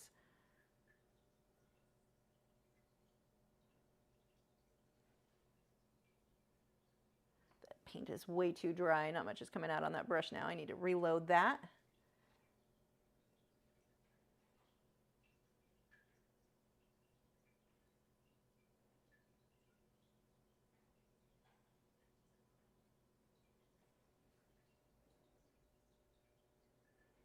And then we've got some that are more of that grayish tone, that light grayish tone. We'll pull some of that in.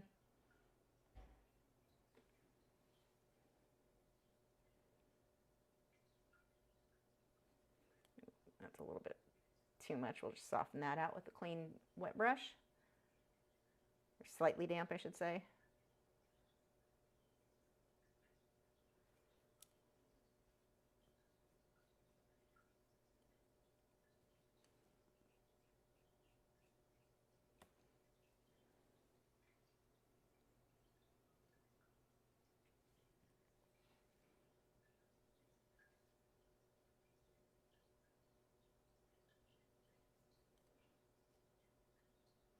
Okay, now I'm going to go ahead and start pulling in the greens. I keep saying that and not doing it, but I'm going to now. We'll need a lot more shading in those yellows as well, so they're not so flat. Where did that brush go? I don't know how well that'll work. It might be too wet by now. Let me see if I have another one.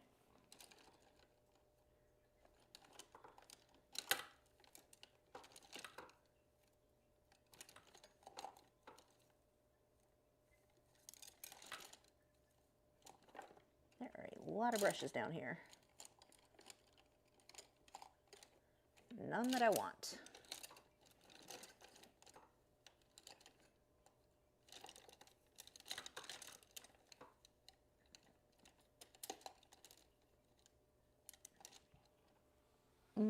We'll just make this work then. Is this the same one, or wait, is this it? No, you are definitely not it. You are way too soft. Okay, you're just gonna have to work. So with these ones, we're going to start getting more kind of lines back and forth, these clumps. This will look better when I come back through. I need some more light colors in there. When I come back through with highlights.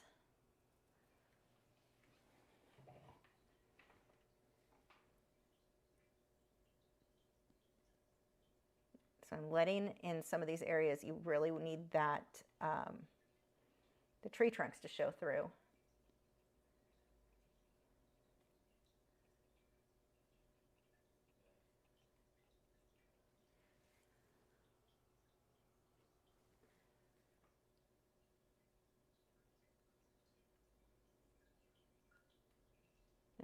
Turning this brush a little bit here and there, making sure there's some variation. You don't want that to be so too uniform. So we have from Fly Me to the Moon, we've got a super chat. She said, amazing depth in the tree trunks. Thank you. Also, the boys have not gotten a treat in a while, so this is good timing. They're out. Do you two want a super chat? Oh, they're frozen too. I've got to fix that camera. Oh my gosh, are all our cameras just freezing? What is going on tonight? I mean, the one normally freezes. Good boy. So thank you, Fly Me to the Moon. And let's fix the hound cam because that is frozen. Oops. Okay, go lay down. Lay down. Down, down, down, down. Also, that was Fly Me to the Moon's 10th super chat. Yay! How do we separate? Oh, it says separate or celebrate. I don't know how to celebrate. Can I heart it? I hearted it. Okay. Did we get that back? Configure, activate. There we go. Gibson, lay down. Is this one? Okay, I think all of our cameras are currently working. Okay. And I may end up getting another brush. We'll see. When they get too wet, they start poofing out and they're a lot harder to control for getting the type of trees. Like, yeah, this is too poofy. I'm not able to get the lines I want. I need to grab my other brushes. I almost never pull those out. I always use the same ones that are like at my easel. Let's see. Are you oil or acrylic brushes? I guess it doesn't really matter. I can steal an oil for an acrylic. I just don't want to do the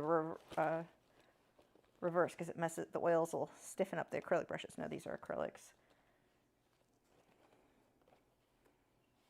You might work. I need like an in-between.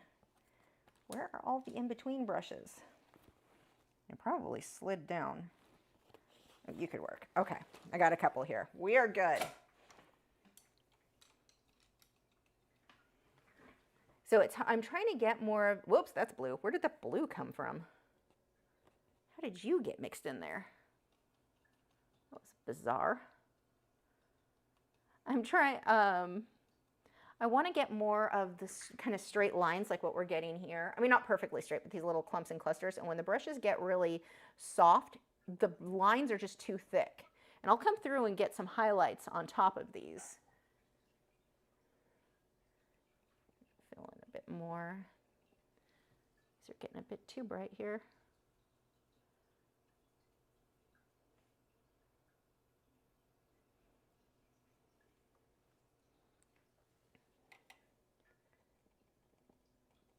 Oh my gosh. Let's add a little bit. This brush is a little bit harder to work with. It's really stiff. And a little bit of water to soften it up. Let's see if that works. Add a little bit of white too. Nothing is showing up. There we go. Yeah, this brush is maybe not as good as I thought it would be. It's kind of a weird. It looks like it was chewed on.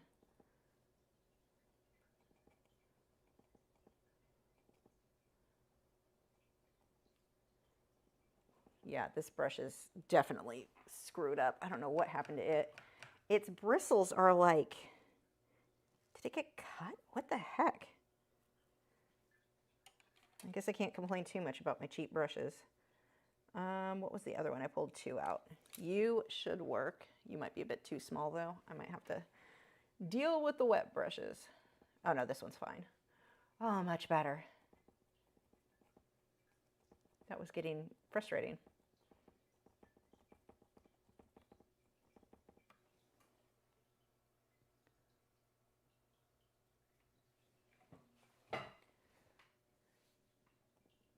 Oops, too globby.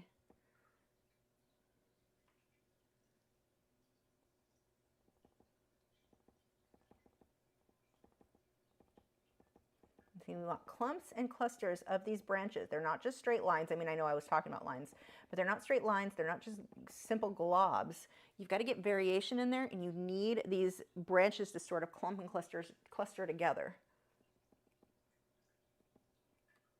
That's too globby.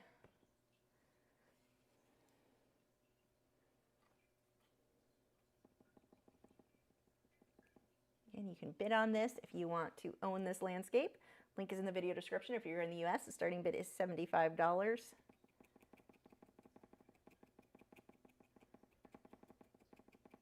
Just get the hint of a few bushes down here. Nothing too crazy as we get towards the bottom. I just don't want a straight line of the black. Just break that up a bit.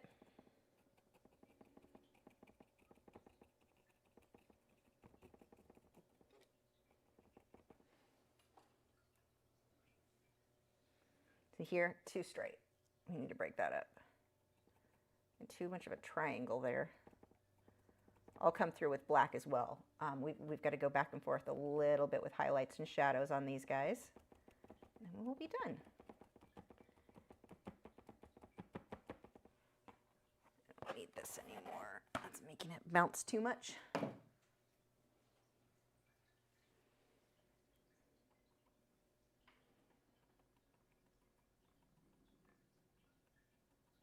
Okay, I want to get some highlights now.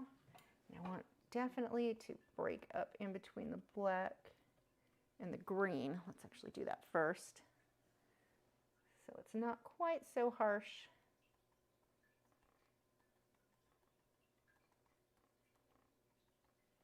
Okay, let's add a little bit of white and raw sienna to this. Pull a little bit of lime green in there. Not too much with the highlights.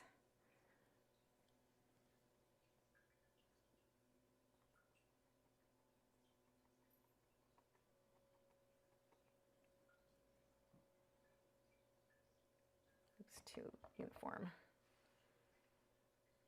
And that's the thing that you're going to be watching with trees. You don't want it to be too much the same, too much like you don't want the same glob over and over again. It doesn't look right. It doesn't look natural. We want variation in there. Did no one hear when I already said it was for Unsplash? People are still guessing Pixabay. Someone else said Getty Images. Oh, maybe originally. It's possible that somebody took it and put it on Unsplash. I got it from Unsplash.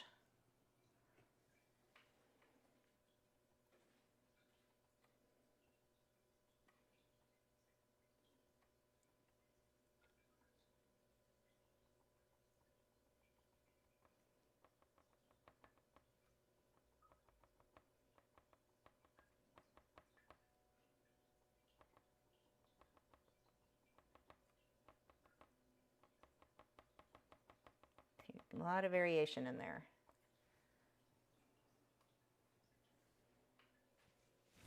And then I'm going to darken it up so it's not quite so light green.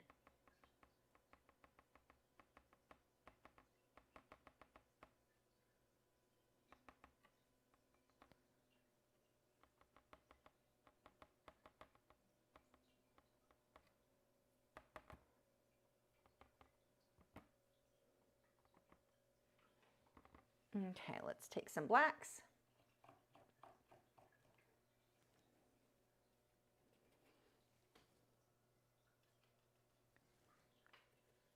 Let's break some of this up, make the shadows a little bit deeper. What are you doing, dragon? Why are you attacking your camera? Didn't do anything to you.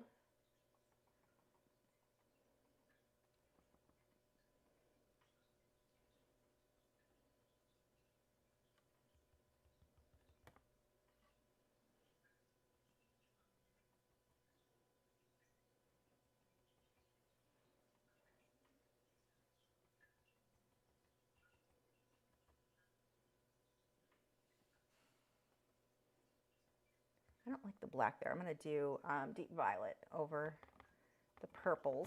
Even though it is black, like there are some, well, maybe dark brown would be better in the photo, but it's dark. But I don't like how the black looks over it. Okay, let's add a little bit more of the deep violet and we will be done.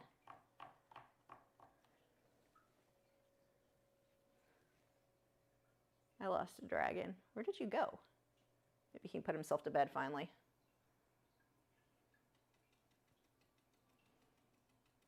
I'm going to add a little bit of black to this. I've got my deep violet, raw sienna, and a little bit of red oxide. I want to get a little bit, there we go, that's good. A little bit more of the darks.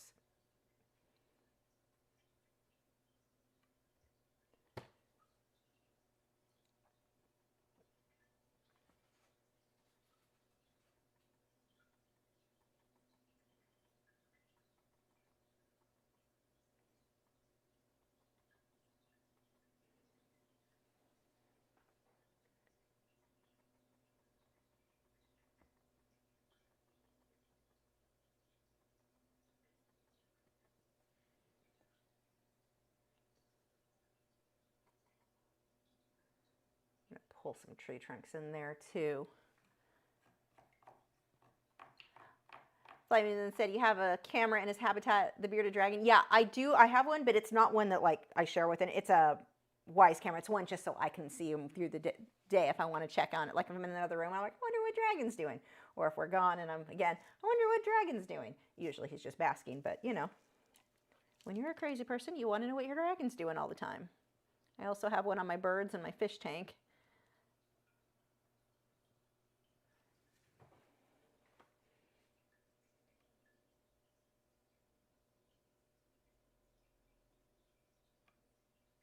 Just going to define a few more of these trunks that we've already got.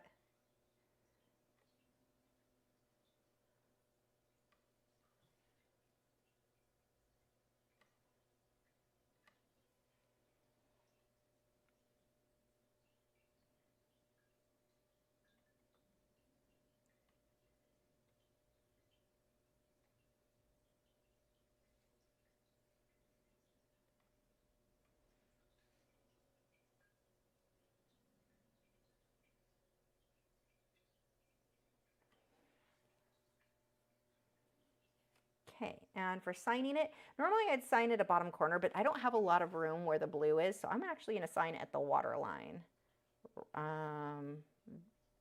This one. And that's something that I often do if I do like an above and underwater scene. I will often sign up higher than usual. Just make sure it's small.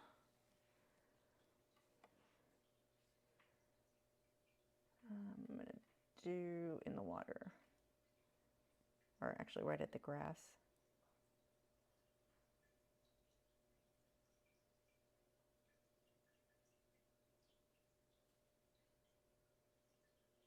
So it just kind of blends in. It's not like super in your face, but I don't have a lot of space. It's kind of weird at these bottom edges. I like how it is, so we'll just keep a light signature there. And I do want to put a few more highlights in the water. We are just about done, and I'll get to answering your questions. Again, if you want to bid on this, I don't think anyone's bid on it yet. It's weird because there's one of the better ones. I'm actually really happy. I'll show you in the other one what it looks like.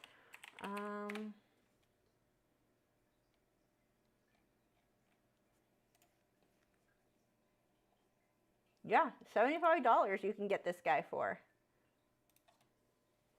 We're going to do a few sparkles in the water. It just makes it look a little bit shinier.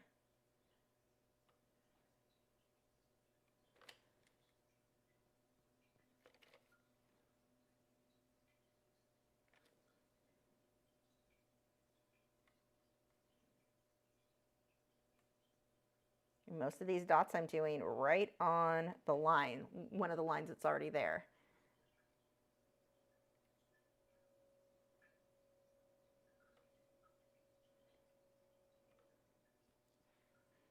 And then I did want to do one last thing. I want the sky a little bit darker, just a little bit on the upper section so that this part feels a bit brighter. So almost done, promise. I'm going to take the same color that I mixed earlier. So I've got black with the gray and the blue.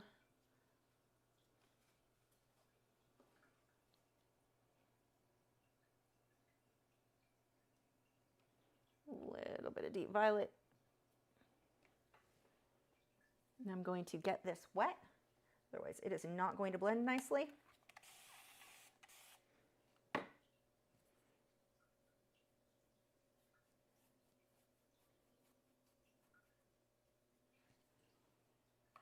And I'm going to take a mop brush.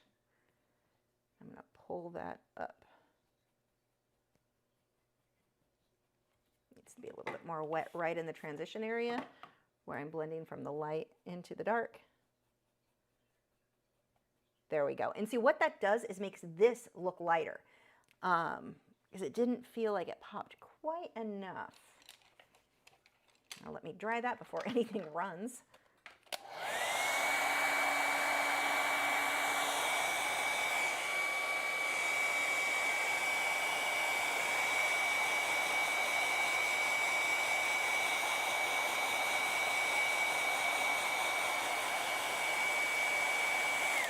Okay, this is going to look so pretty when it's varnished. Let me show you what it looks like when the lighting is accurate here. Usually this one looks more accurate.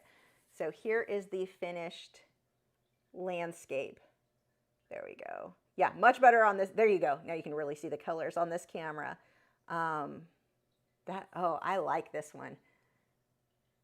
That came out really good. So again, $75. If it doesn't bid tonight, that'll end up laying about $250 on my website. So if it stays. So that came out really nice. And again, if you are in the US, you can bid on that. And then we've got questions. So we'll go through those now. Okay. Also, if you bid, you get, whoever bids, you get, well, actually, whoever won last week's, I forget the name, the oil pastel, you're going to get one of these glitch pins too. So you and this person, or whoever wins this landscape, will get the first glitch pins too. So those come in there. Okay. I'm tangled in my cords. Oh my gosh. Out of the way. What am I stepping on? Here we go. Jen said, do you ever need to mist your palette? Only if, so like this area here, let's say this I wanted to keep wet, I could mist that and keep it wet a little bit longer, but I have to remember to continuously mist because it starts to dry, and like here is pretty much dry. So that would kind of get chunky if I got it wet at this point. I would have to keep wetting it. I never personally do. And maybe if I was doing something that was a big color that I was trying to keep that one blotch wet, like spot wet while I was painting a huge canvas, then I might keep misting it to keep it wet, but not normally. I just scrape those areas out. Dina said, is generating an AI image to use as the design reference image and using it the same way you'd use a regular reference image as the final hand-drawn piece classified as AI art? Okay, so this AI, it's so new and they keep changing, you know, we're going through the changing the laws and stuff. Okay, as far as like, was it designed by you? No, it was designed by a computer. You're not the designer of that piece. And that gets a little weird. But is it different than copying a reference photo because you weren't the designer of the reference photo you took off Unsplash? Like this one, I mean, I changed so it maps the roll of thirds, but that was it.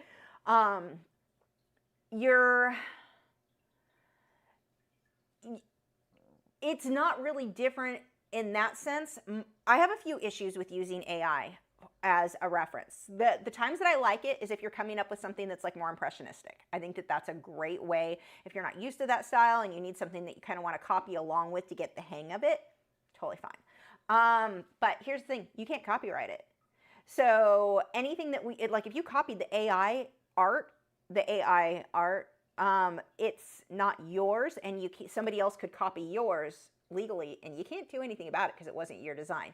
The exceptions to that, as far as I understand now, it could have changed, but the way I understand it is you would have to significantly change yours from what AI came up with. So I think AI would be good for like an idea of doing something impressionistic, but you know, it'd be better if you changed yours a lot because you can't copyright it if you copied if you copied AI like you would something from Unsplash. But then again, if you copied something from Unsplash, somebody else can paint that same photo and they have just as much right to do so as you did. So, you know, if you're going to use the AI art for stuff, change it. Don't copy it exactly. But you have to watch AI because it gets everything wrong. Not everything, a lot of things. You can't use it for people. Like we have, oh God, my aunt-in-law, is that what you would call her? She did this, and this is a common thing. So this is kind of a side rant on that because AI is getting to be such a thing. It's one of the things scammers are using to figure out if you're basically dumb enough to fall for it. So like my step-aunt, no, not step-aunt, my aunt-in-law, that's the way. She shared a photo, and she does this stuff all the time. She's sweet and gullible isn't a bad personality trait. It usually is from a very sweet person, but it also, being gullible also has its downsides. So scammers will post these AI crap things. Like one is a soldier, and he's got 5 babies hanging off of him, or 4 of them. One's like hanging off his shoulder like a parrot, and we're talking infants, like 2 months old. One, he's holding one in his arm and one in another arm, and another is off to the side here like a freaking parrot. A 2-month-old's not hanging off your back like the way this was. Like, even if you believed, and it was a fairly realistic one, but you're looking at the hand is like this weird nubbin thing, and I mean, there were just, there's so many AI issues because AI is bad at stuff. At a quick glance, sure, but it was one of those, why can't, you know, why do only negative posts get shared and not positive ones like this? Okay, why would a scammer do this? Why would a scammer post, and you've got to watch this because we're all on social media, it is happening. If you shared that, you just told them, I'm dumb enough to fall for a scam. I'm dumb enough to think this was real, because everyone's doing like the comments. Oh my gosh, thank you, soldier, for your service. That's not a person. That's not a human being. It's clearly AI. He's got a nubbin here, holding the one baby, was like a claw hook. It was just creepy as you, like, super creepy.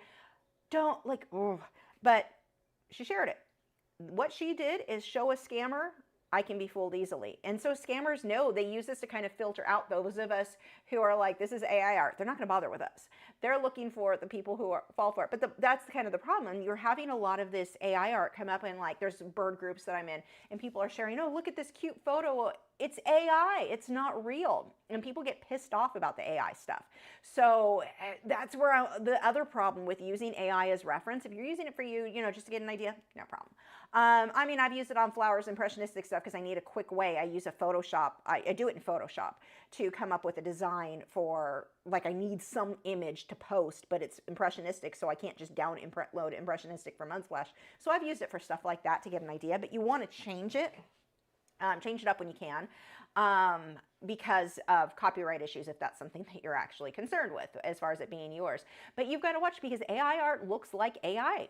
It's usually, you can tell, like, the guy with his nubbin, and makes you a scammable target.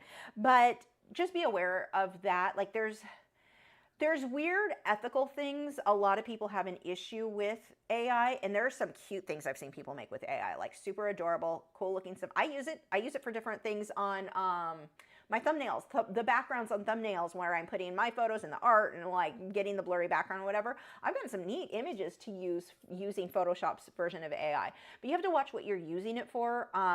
As reference for art, you've got to be careful, because it's prone to being so inaccurate. It can be used as a reference. I just wouldn't use it as the reference, if that makes sense. If you want to get an idea of kind of interesting lighting, interesting color palettes, I've seen some beautiful stuff where they've combined things.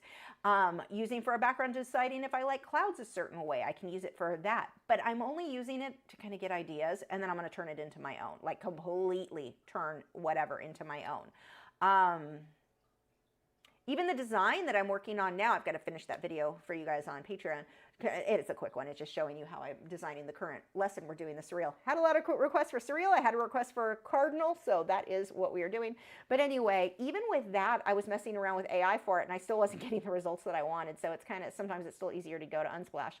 But yeah, it comes out looking funky. I just don't trust AI to use as a reference for most things. Again, for impressionistic things, to get an idea of brush strokes for like bright, colorful flowers, for like the oil pastel lesson, that's not a big deal. I'm not, like, those are quick lessons anyway. I just needed something to use as a sample. But for the most part, like, if you're selling your work, and yeah, I'm not gonna, I'd avoid it when you can. Stuff's just always a little bit off. And here's one of the things I think that could turn into an issue. So one of the things that a lot of artists have a problem with is they want to freehand everything on their own, but they never learn to draw correctly, because they start accepting their own, like, there was a guy, I remember being in an art show, and he had painted a lion. And you looked at it and was like, oh, that's right. No, whoa, what is wrong with that animal? You start looking around his other, oh, that's off. Oh, that's deformed. And it's just subtle, to where the average person is going to look at it and know it's off, but not know why. And I feel like AI art is so much like that. It's not a good representation. And if artists are copying AI art, let's say you're generate something of a zebra with an octopus riding on his back. I don't know why that would happen. But let's say you wanted to do that. the zebra and the octopus would both be just a little off. So your work is going to be a little more off. Now AI is again learning from artists. You've got this circle, oh, don't say the right word. Circle, we'll just say a circle. We're going to leave out the other word of the AI learning from an artist who's learning from the AI who's learning. It's just getting worse and worse and worse. I don't know. I just think that it's less, your work is not as likely to be as good as if you were using real reference photos, because AI is always just that little bit wrong, where it's like, it's subtle. The people who can easily be scammed, it's not so obvious that it's wrong that they're like, oh, that's AI art, because they don't pick up on it. But the rest of everyone else is kind of like, it's a little bit wrong. It's a little bit off. So yeah, I'm going to go with, I would not recommend it. You can use it to get ideas for, I like certain aspects. Like I think AI can be a good tool. Reference photo, yeah. But like a tool for getting an idea for backgrounds. But then I want to go look up backgrounds that color. Like I'm just having a hard time, like, what would purple background with a forest and fireflies look like? But then I'm going to go find for like an actual photo of those things when I'm ready to paint. I can use it to come up with it, but they're, like I said, it's always going to be that little bit off. Now, the AI art might have really cool lighting. So you might find a forest that you want to actually use, but the lighting you really liked in AI, go for it. But I would be looking up actual like photos for what it is you want to paint, because that stuff is always a little bit off. Oh, got bids for the painting. Just to show you again, if you are bidding. This is what you are bidding. That came out really good for an hour. And like, I am happy with that. That is really pretty. I cannot wait to get the high gloss varnish on it. It makes everything so pretty. So there you go. Yay. Okay. Really, I just want to look at it because I'm really excited with how that came out. Stop it. Okay, move on. Let's see.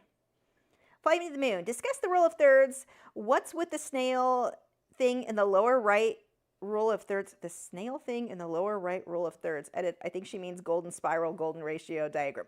Oh, thank you for adding that in, Nick. Okay.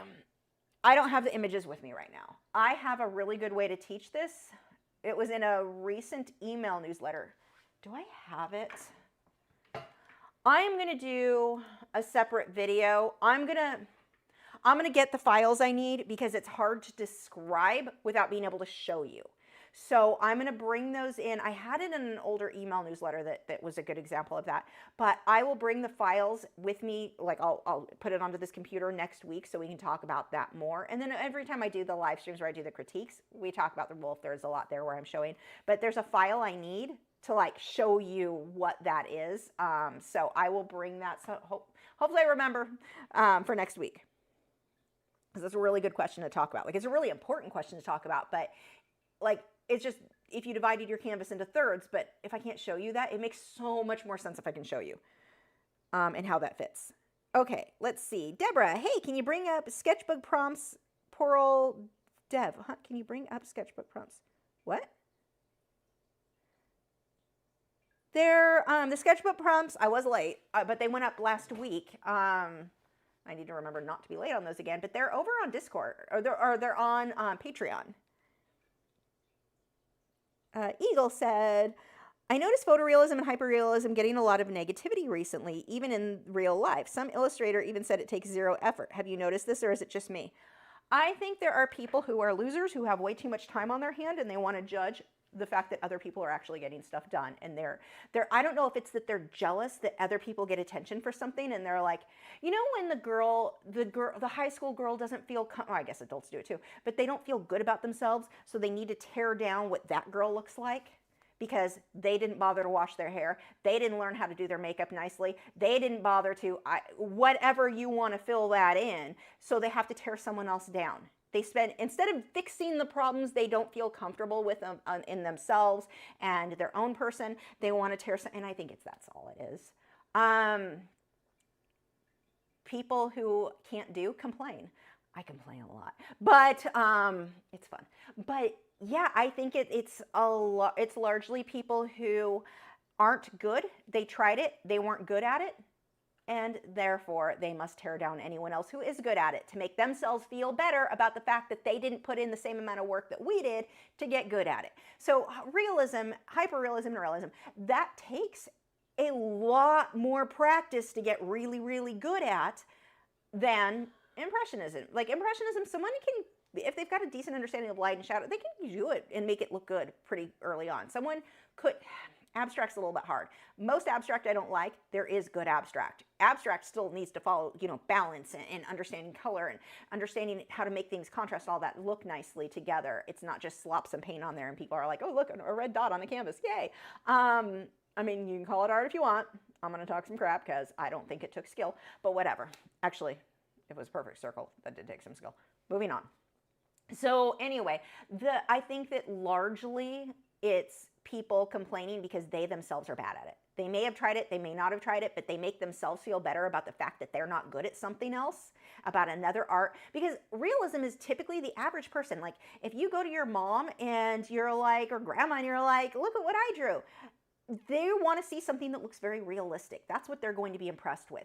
If you showed them some color slapped on, yeah, honey, that's nice. They're not really impressed. They're not, super excited about it. The average person who isn't like super into the art scene, that is what they like. But you get these weirdos, and I think a lot of it is coming out of college. A lot of it. Notice that the majority of the people who will talk crap about realism are people who went and got a degree, a worthless effing degree in art. I am so like just over people, spending money, going into insane amount of debts to come out of school, not know how to do art, like not be great at art. Sometimes they are. A lot of times they're not. And I don't know if they're bitter because they don't know how to make a living with. I don't know what their problem is, but they are usually going to be the ones that are the most vocal trying to tear down those of us who put in real work to get good at what we're good at. It happens a lot. Now, I'm not saying that everyone who went to art college didn't come out and learn something and get good, but you could have done that with a private lesson, private student, or, found an art teacher who could teach you what you needed to learn for a heck of a lot less. Do you know art degrees right now in like art institutes, they're running $340,000. You could buy a house and you're in debt. For like, what is my mortgage on my house for whatever? I'm not going to go into the amounts of it, but 30-year mortgage. You're doing that on a freaking college degree? Are you insane? So when you're going to pay $2,500 for the rest of your like art, well, mine includes whatever, but like think it through. And that degree doesn't do much for you. No, I can teach at a college. There's only so many positions available to get in teaching at a college. Maybe at a high school, but even then, you're probably going to be a PE coach, not an art teacher, because they only need one of those in that high school. And everyone wanted to be the art teacher, because everyone went and got a degree in art. That's freaking worthless. So yeah, it's kind of crazy the amount of money people are spending to go to get a degree, but they come out, I think, just bitter, and they then rip apart the rest of us who have been over here painting and working hard and trying to get good at stuff.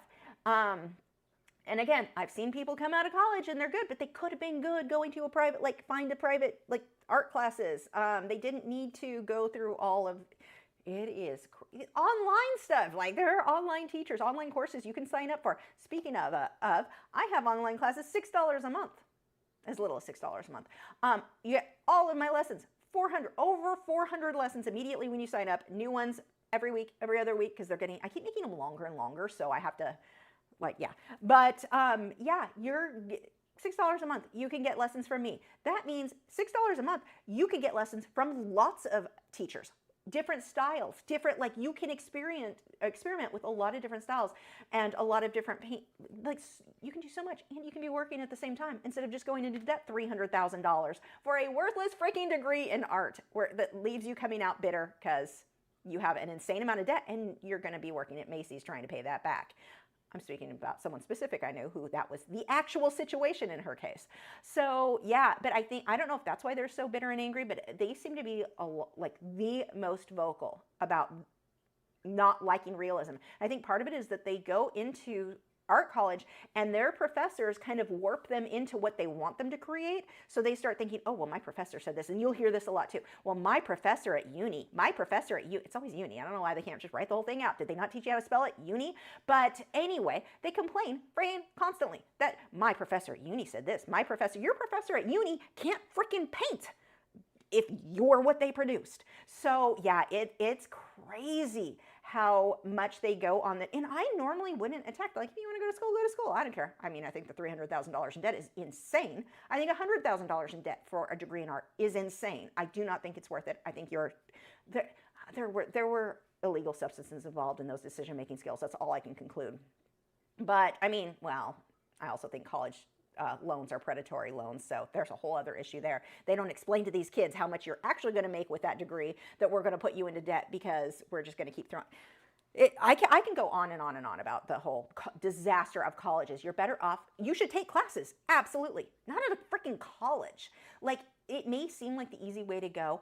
Get a job. I don't care if you're working at McDonald's and Chipotle and a couple other side things, and then find some local art teachers. There are going to be people teaching classes. Usually check whatever art supply stores you have. They can get you in touch with teachers. That's going to be one of the easier ways. You can also do a Google search, like whatever your area is, art teacher. Make sure that teacher is good. You have a lot of teachers who, they're terrible. Now, I'm not talking, oh, look, here's their beginning painting. Oh, that's not as good as I want it to be. What is their best work? Because if their best work isn't like what you are hoping to achieve, that's not the teacher that is worth your time.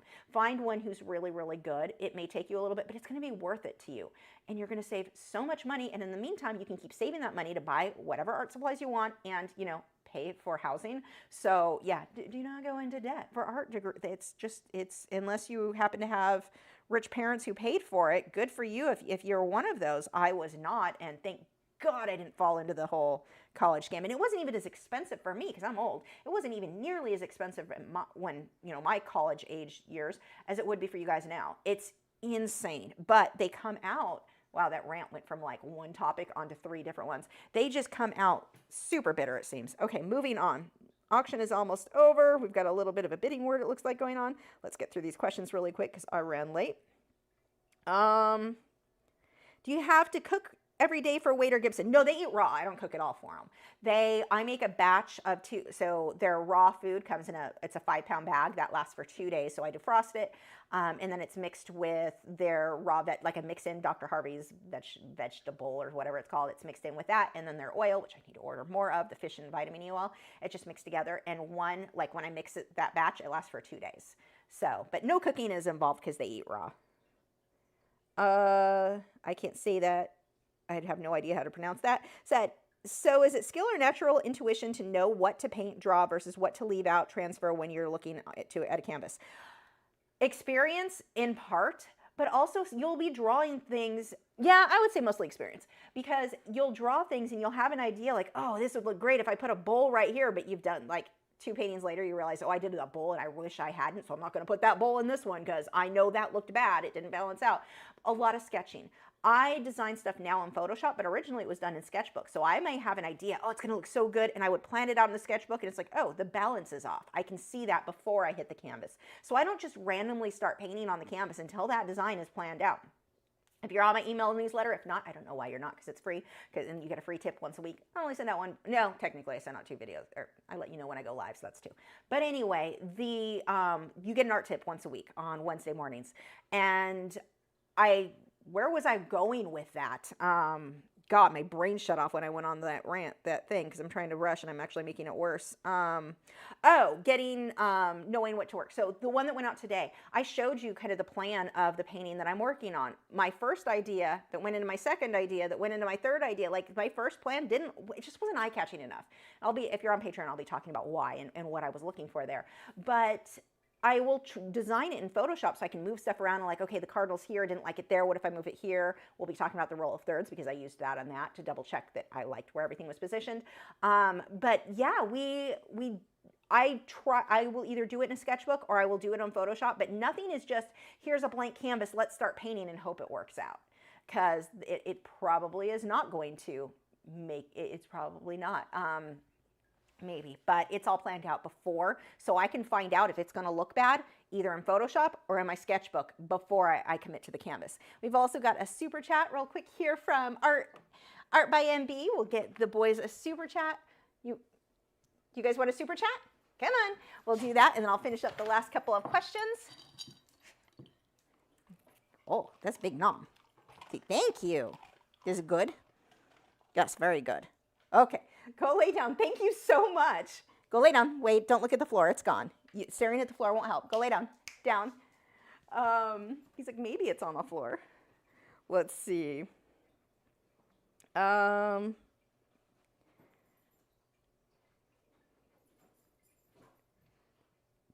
Me to the Moon said, can you, you can probably get some great all-natural shots at it. The reference, from the Dragon Cam is not very good. The photos that I get, he's actually easy to photograph because he doesn't move a lot, like when he's basking. So I can get some good photos. I need to share some with you guys over on Patreon for sure.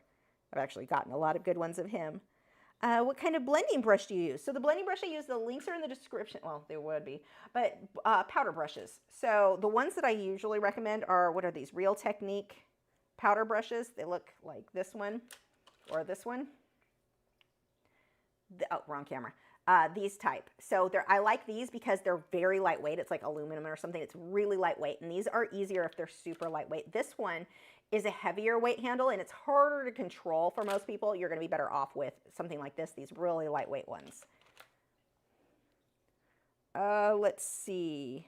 Eagle said, every time I see an AI portrait, the skin looks like it's made of plastic. Yeah. There was even an AI portrait with an almost glossy skin as if it was made of colored acrylic. Oh my gosh. Dina said, I am making coloring pages for Etsy and was just curious about having AI generate the line art design and I recreate it myself and clean it up. Legally, there's no reason you couldn't do that. As far as I know, you can legally sell that.